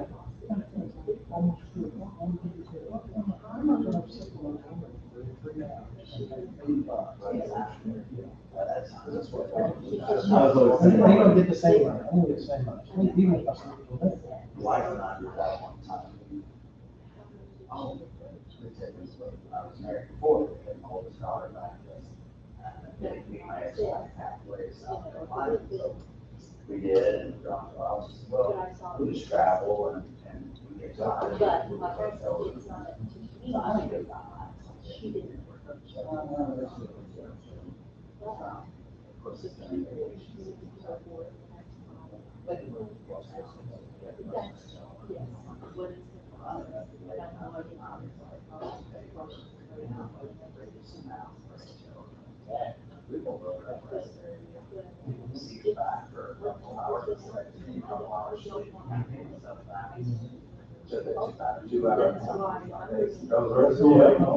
It's been enough. And didn't spend nothing. You get out of there early enough.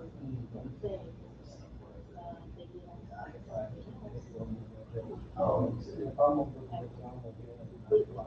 Yeah, I'm being early. Yeah, relax a little bit, then go to bed, get nice sleep, get up next morning and start fresh. Nice, and not at midnight. So, well. Question or talk to them. And that may be a one I need ahead of it. Well, learn and educate yourself. Then they're behind the curve. Yeah, sometimes just, yeah.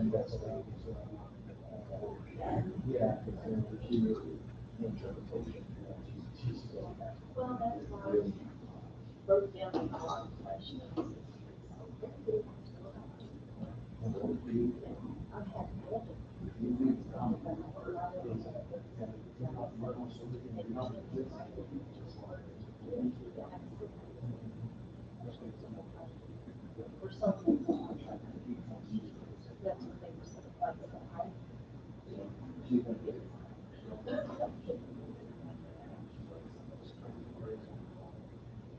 That's what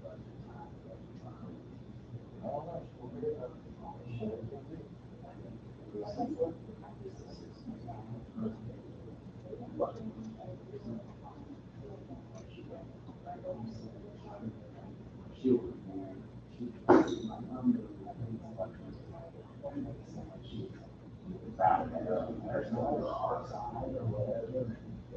saying, like,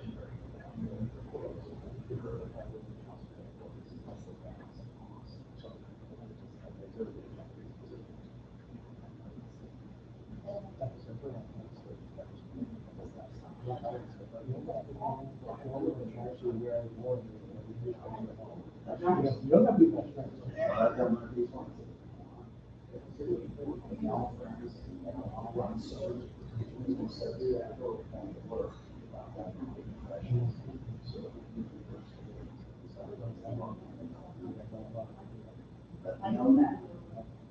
I was gonna make changes. I ain't afraid to make changes. You know.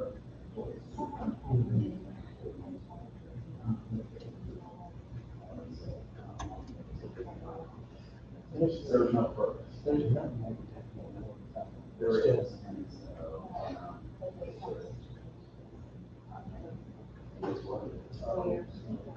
But if you ever need anything, Holland, I'm gonna be in retirement mode.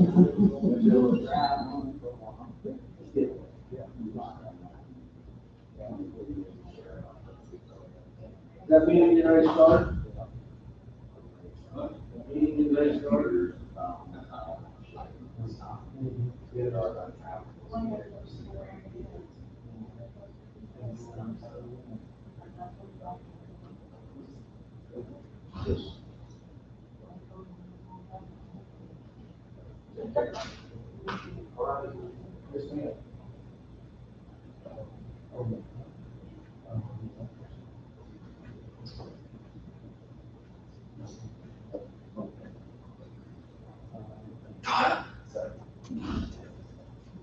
How you do? How you do?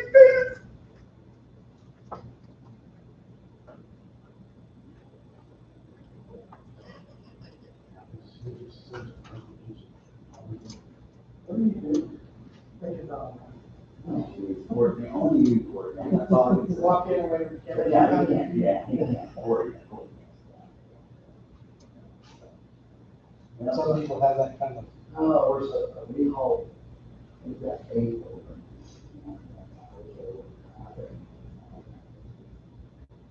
Emails.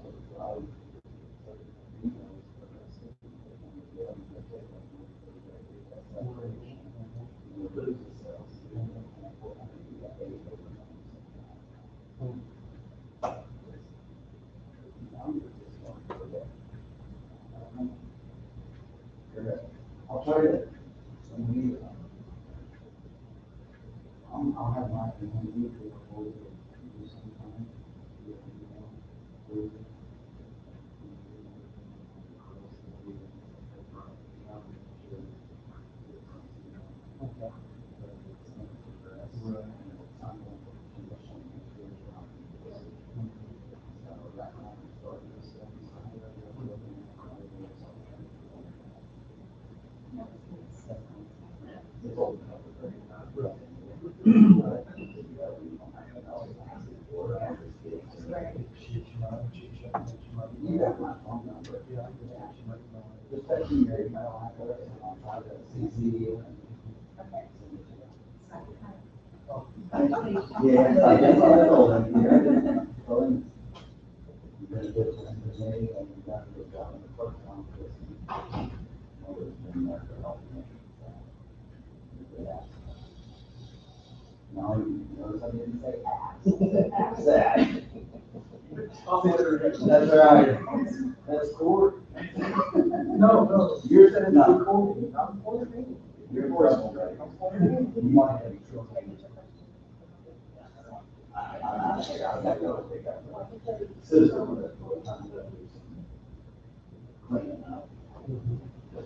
Things, you take power wash, clean them. County doesn't own the scissor lift, so.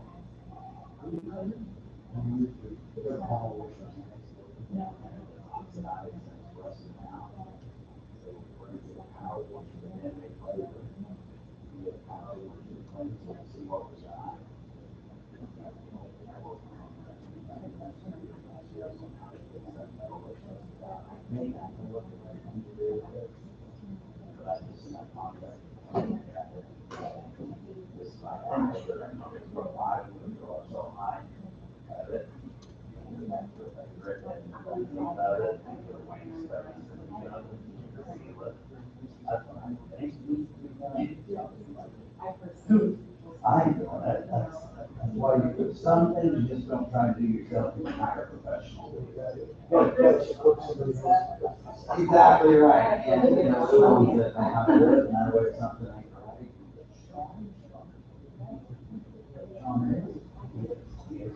And Kruger's, and there's a lot of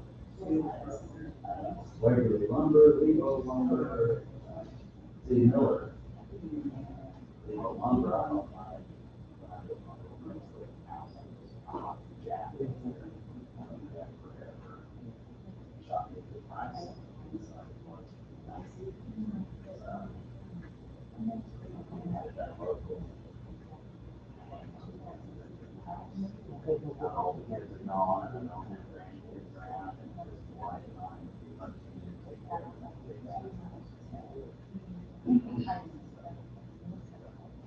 Anyway, I'm gonna get out of here.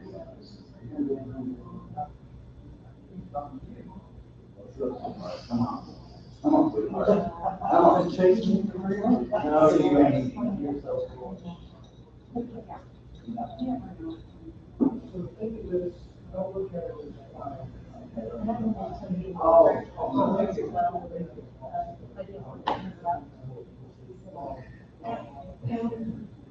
This is the template. This is the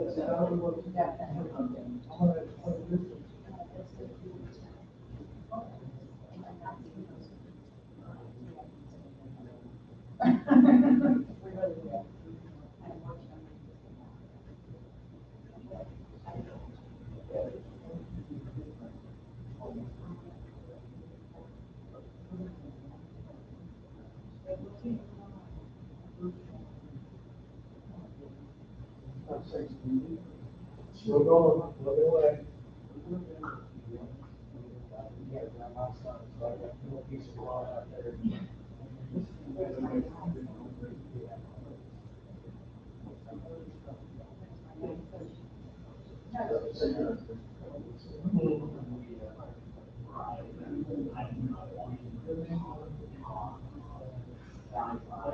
Actually, I think we backed up on Saturday. It was supposed to be like 105 on the kid.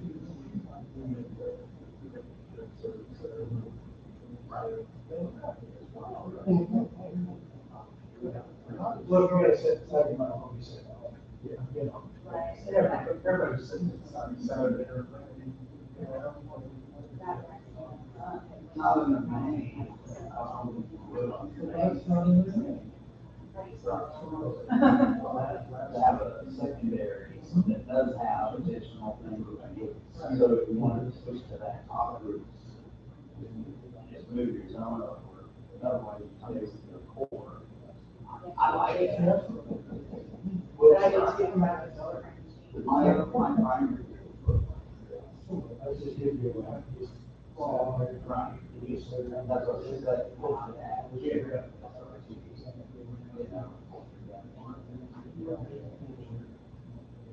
Right. You're the seat. Right. So then you have this.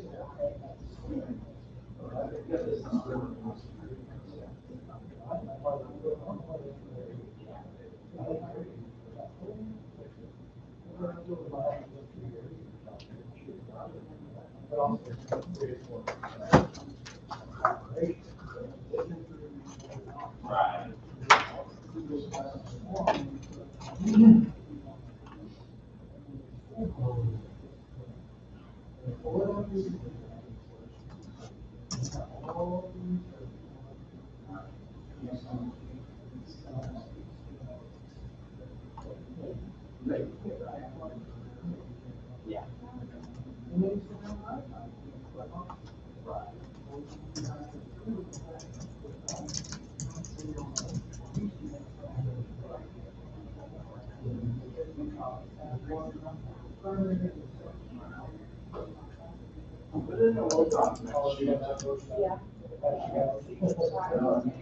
I'm one of those people like that.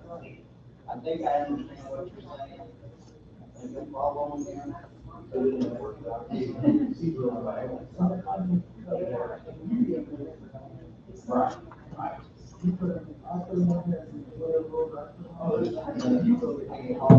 End of the year.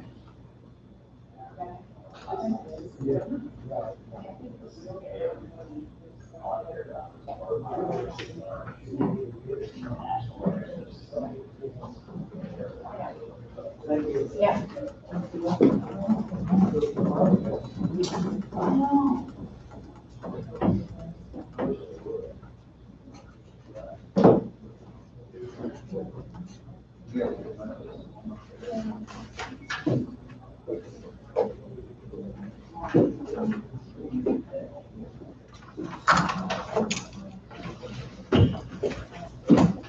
I didn't look at that. All right. I should think that was.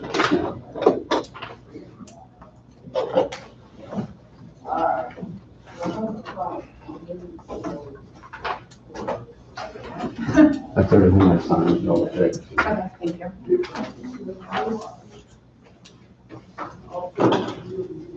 Yeah, that's what I was, I feel easier because I'm actually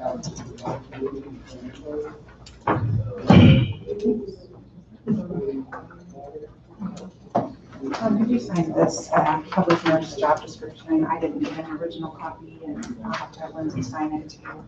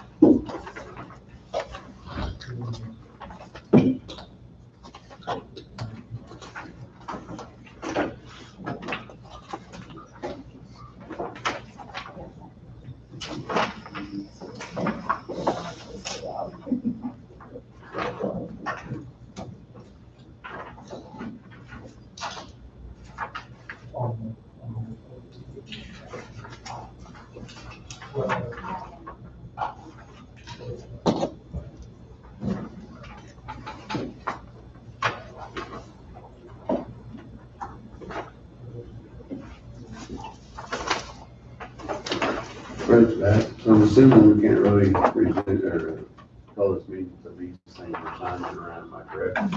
Correct. So that being said, you got anything this week, sorry? Well, I figured since things are being signed, I have one more thing I can mention. Okay. Similar to what I've done in the last couple weeks, have a quote. This is another quote, and this is about being a servant leader. Again, it's from the military angle, so bear with me, but it's from Lieutenant Colonel Jeffrey Sparrow in the book entitled Military Leadership in Pursuit of Excellence. In search to be a great leader, the young centurion sought out the Republic's veteran warrior. Looking up from his labor, the sage spoke. I know not what beats beneath your tunic, but what I saw in a leader from foot soldiers to proconsul is thus.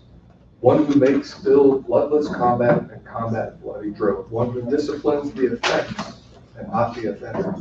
One whose heart is with the legion and whose loyalty is to the Republic. One who seeks the companionship of the long march and not the privilege of position. One whose commission is assigned from above and confirmed from below. One who knows the self and therefore is true to all. One who seeks to serve and not to be served. So, one who seeks the companionship of the long march and not the privilege of position. I think that's one of the important parts of this quote. One whose commission is assigned from above and confirmed from below. One who knows the self and therefore is true to all. And probably the most important part, one who seeks to serve and not to be served. I would encourage each and every one of us to seek to serve and not to be served. Thank you.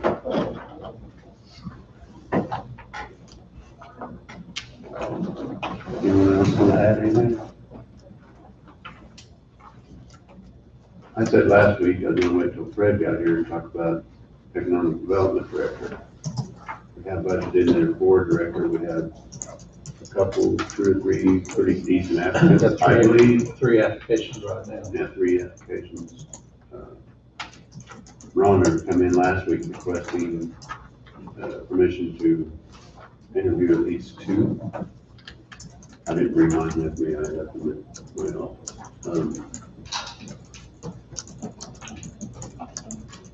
So I guess based upon that, I'd like to make a motion to give Rhonda permission to interview a couple, or do we need to go into an executive session to talk about the 2 or one thing, or?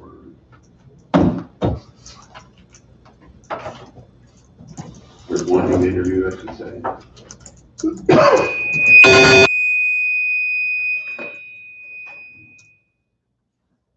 I don't know what that was. It was loud, is what it was. Yeah. So the correct procedure for that would be, can I make a motion to have Rhonda call 2 in for an interview? Or do we need to approve the 2, or? I think that'd be a commission decision of how many we wanted to come in and who it is. That's not Rhonda's decision. That's fine, but she wanted permission to do so, so I mean, we can look through the, I apologize again, mine are not with me. There were 2 individuals I was interested in, so I don't know, Fred has 2 he was interested in, Don has 2 he was interested in. I know, Bob, you're not really for economic development, but I mean. That's not a true statement. I am for economic development. I'm not for continuing what we've been doing for the last 14 years. I go correct myself, stand to correct myself. I would agree with what I would like to see it go forward. I'll grasp the words here probably. But in the current situation we're in the United States with the pandemic and everything like that, some businesses are going out. Might be an opportunity for some to relocate.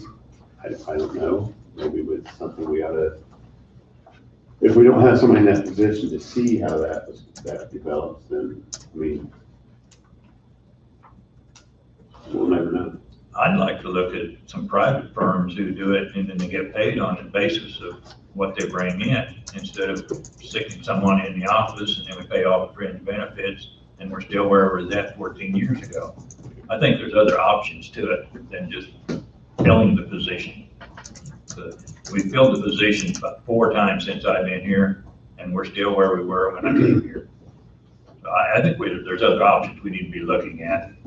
It's just my opinion. And I fully appreciate your comments over the last 14 years. I'm surprised we only got 3 applications for what Coffee County really has to offer to an individual and why it hasn't worked the last 14 years at the level that we expected is probably the 4 people we have retained weren't the right 4 people. And how do we discover that right person?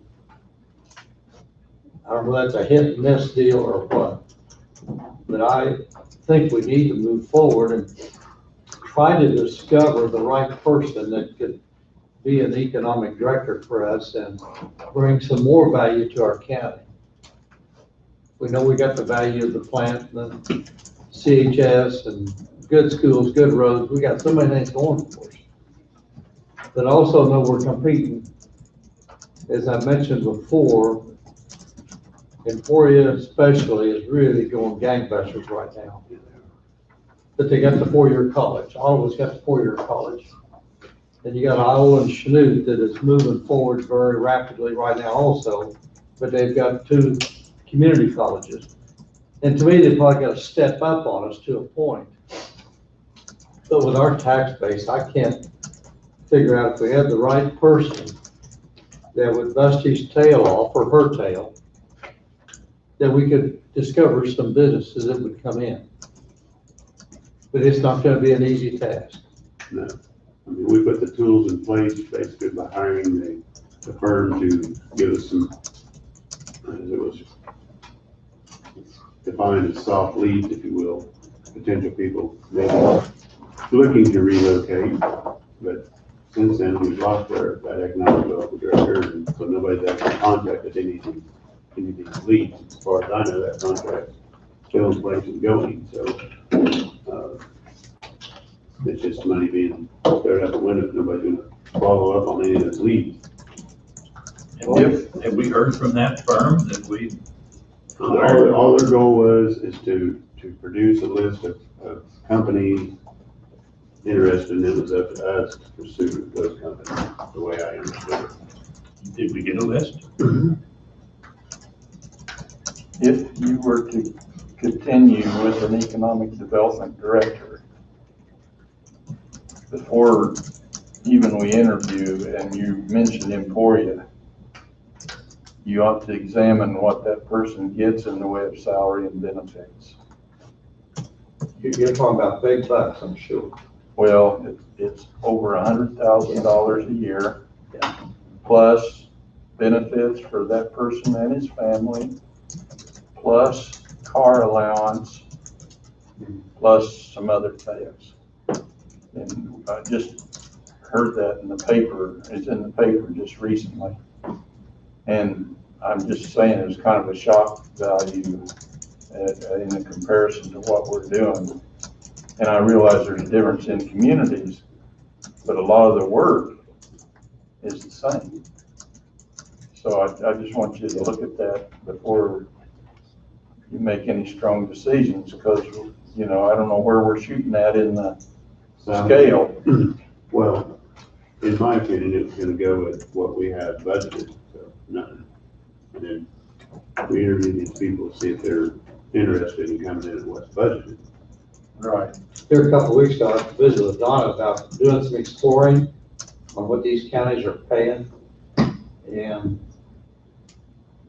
I haven't talked to Donna on that for a couple of weeks, but it's gonna be a little bit of a shock for these counties that's really, really got the ball rolling. You're talking about some pretty good sized bucks, and I don't recommend that or suggest it. And I do think we need to start somewhere. And the source for those funds I just mentioned come from about 4 different sources. It wasn't just the county. Yeah. So, you know, I don't know where we're at. My personal opinion is I'll kind of follow you guys, because you're the ones gonna have to deal with it all next year and after that, so. Mr. Chairman, I have no problem in probably visiting with 2 of these candidates. Whether either one of them would be the right choice or not, we have no idea until we sit down and talk to them. One of them, for me, is probably overqualified to a point, if that's right. And maybe the second one that I thought might not be qualified quite enough. You never know till you sit down and talk to them and see what type of experience, what type of background, what they could really bring to your table. And even after an interview, you may not always have a clear answer on what they can bring to the table. That is true. It ends up being kind of a gut feeling, or can be a gut feeling. And I know Bob has suggested maybe retain a firm that maybe represents several cities or several counties.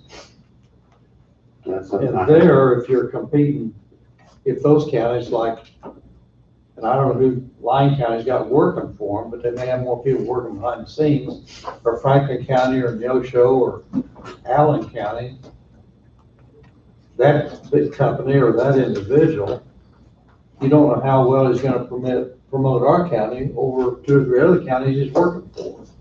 Yeah, that's, To me, there could be too many, that could be, end up being too negative. I agree. So I don't, there's just not a clear answer to it. I think a firm is gonna promote wherever they can get a business to go. They're not gonna worry about what county They it's in. should. Because that's, they're in to make money also. But it's, to a point, if we're competing against some of these counties that's already got a lot of stuff going for them, they're absolutely, in my opinion, would probably lean towards those counties more than they would Coffee. You know, our tax base is good. We got a lot of things great. But we got a lot of vacant buildings in some of our cities that be great to have some small businesses in it. Whether it's 3 employees or 10 or 20. And like I said, I'd rather have 10 businesses that would hire 10 employees versus one business that would hire 100. Although it's great to get that big business. I know in Florida's got those 3 dog food plants now that one of them just expanded 8 acres under one roof. And then they just opened up a brand new industrial park, southwest part of them for you. I haven't driven down through that, but looking down through that, they've got buildings built all over the place down through there, and I haven't driven through it. Like I say, Well, it's taken them to attract it, they've got a heads up on. well, there's quite a few people, or several, I should say, that live in this county that drive to Allen and or Lyon to work for those people you're mentioning, so. If we could get something here, and it's, again, like Bob said, we're not gonna be Emporia or anything like that, but we can be Coffee County.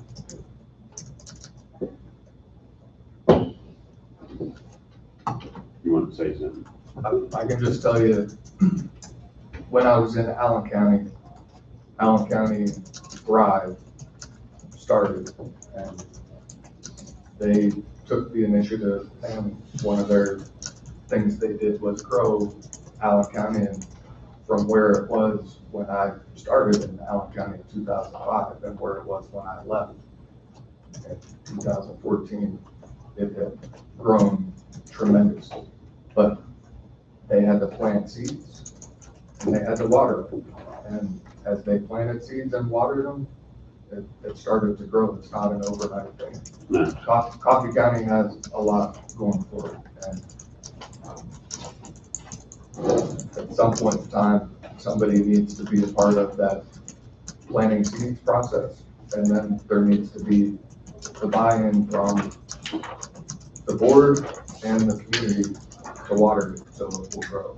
And I'm not sure what that process looks like, but you know, maybe someone should reach out to Thrive and see what they did and what resources that they could recommend, because they may be helpful. I don't know. From what I've heard and from the talking people I have, the kind of person that can go out and even keep your business that you have now, and offering incentives in that aspect. And when you talk around a little bit, a lot of people have that neighborhood revitalization program going on where there's a tax deference for however many years to add on your plan or add more employees or whatever. So there's tons of reasons to get a tax deferred. So there's all kinds of avenues until you find that person motivated enough to seek those answers that he or she needs to find to help us water and grow, and like I say, retain even what we got now. Would be great. A motivated individual makes a big difference. So going back to your original question, are we interviewing anyone? We are, well, I guess that my original question is, do we need to, whoever's in favor, agree to which ones we're interviewing, or, because we had 5 others earlier in the year, I believe it was, and they've all moved on. I mean, of course, they might not have been exactly what we were looking for, or wanted way too much money. I don't remember exactly how it all went down, but, I think we got 2 now. That was running. Well, At least talking to, I know they're, how much I can say, I know their salary request is a little higher than what I was budgeted, but you never know until you talk to them. You know, it's maybe once the salary study goes through, unless they're paying our economic development way too little, so who knows? I think we have to move forward, whether we interview or whether we follow Bob's plan. I think all of the options should be looked at, including Bob's and the 2 interviews or 3. And that might give us better information to make a decision. Well, like I say, the ones we interviewed, I mean, they be willing to accept the salary we're willing to pay, so That's true. until you talk to them. You know, one of the applications is considerably higher than what we got budgeted, or what we've been paying, but until you interview a person, and he's one I think maybe, I shouldn't say overqualified, but that individual's got a lot of qualities. You may find out that his request might be the best candidate by a long ways. Might not be far out of line, but like I say, until the salary study comes back, I don't know. They may be saying we're underpaying economic development anyway. We did agree with Rhonda, you know, to ask for some applications. But if we don't, And if we're not gonna interview them, we shouldn't even be asking for them. Right. To me, we got an obligation to at least evaluate and probably visit with 1 or 2 of them. yeah, I agree. Or we shouldn't be requesting application. I agree. Bob, do you know of any counties or cities that are following that idea of contracting with someone? Right, not off the top of my head, I've heard other people talking about it, not off the top of my head. And we could interview that process too. Well, I think we all look at all of the possibilities. But I don't think we should wait too long for the interviews, because they'll be gone. Yeah, I mean, I've procrastinated before, and I've lost probably pretty good employees. See, one of Better these, just because I procrastinated. one of these here is available July 27th. One of them's August the 3rd, the other one I'm not sure. We're already past the date that they're available, so.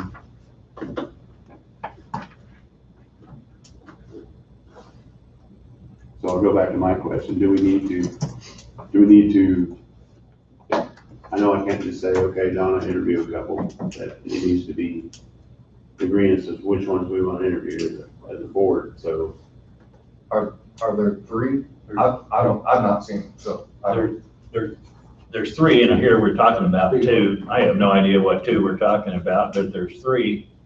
I think we as a board need to decide, and probably have to do that in executive session, we'll discuss them. Yes. And then come outside, if we're gonna do 2, we're gonna do 1, what we're gonna do. I agree, and I just said there were 2 I was interested in, so. But if you're gonna make a comparison, I think we ought to interview 3. Okay. I was gonna suggest that you only have 3 applicants, then might as well interview 3. Then we would need executive session for that because we have these 3 applications. Is that correct? That's correct. And so with that being said, do we need to appoint a commissioner or 2 commissioners, or does the commission itself be present for the interview, or commission as a whole? Okay. So I can make the motion to, that's the question, May I make a motion to Rhonda call those people in and set up interview dates? I think that's a good idea. And you may find that based on the timings, Nobody wants it. well, one of the three may not be available anymore, or two, or, None. but that's why you interview all three and then see where you are. And that doesn't make you to making a decision one way or another, it's just like, you know, what you're working with. So I moved to have Rhonda contact the last three applicants we've received to arrange interviews. I'll second that. All in favor? Aye. All opposed? I'm working it where we need to. So 4-0? 4-0. And I think we should ask her to investigate Bob's suggestion to see if. At the same time, yes, I At the agree. same time, because we may want to eventually lean that way or back. I don't know which way we'll go. Yeah, depending on how the interviews go, yes. I don't think we want to close the door on any opportunity. No, not at all. So are there certain days that you want to have her schedule? Um, I can pass the do message. we want to try it for next Monday afternoon or? That's a convenient time for me. I don't know. Well, I mean, we're already here, we could break for lunch, come back, do 1 at 1, 1 at 3, or 1 at 2, or whatever. Suggestion only. You might take 2 Mondays in case, you know, it's sort of short hours. We'll let them, the ones she called, give us Next couple. which Monday they prefer, how's that? Work for the next 2 Mondays. Sounds good. Does that work, So Don? the 17th and the 24th. Yeah. I mean, I'm gonna come in on any other day as well, but I don't know anybody else's schedule. So have them scheduled in the afternoon. Yeah, after the commission meeting, that way, Okay. everybody's, like, Fred's in town already, Don's in town already. Yeah, it doesn't I'm have, willing to it commit doesn't my have to be a entire Monday. I just thought it'd Be be a convenient.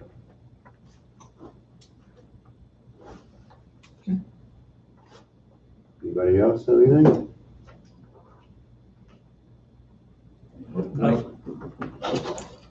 Yeah, I have one question, and I realize that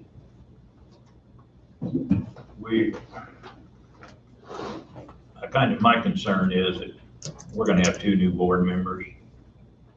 And we got 3 of us here, and one that's gonna be gone is making the decision, or we're doing the interviews, and if they decide to go with it, I guess at that time, maybe that'd be my comment at that time is, I'm not sure that,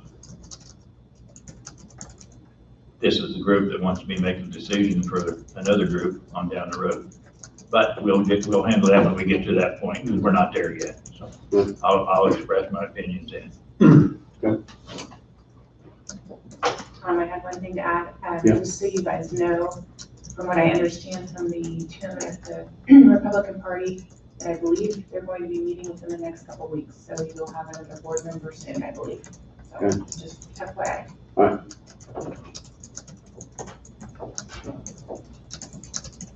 That's it? So we will adjourn at 11:29.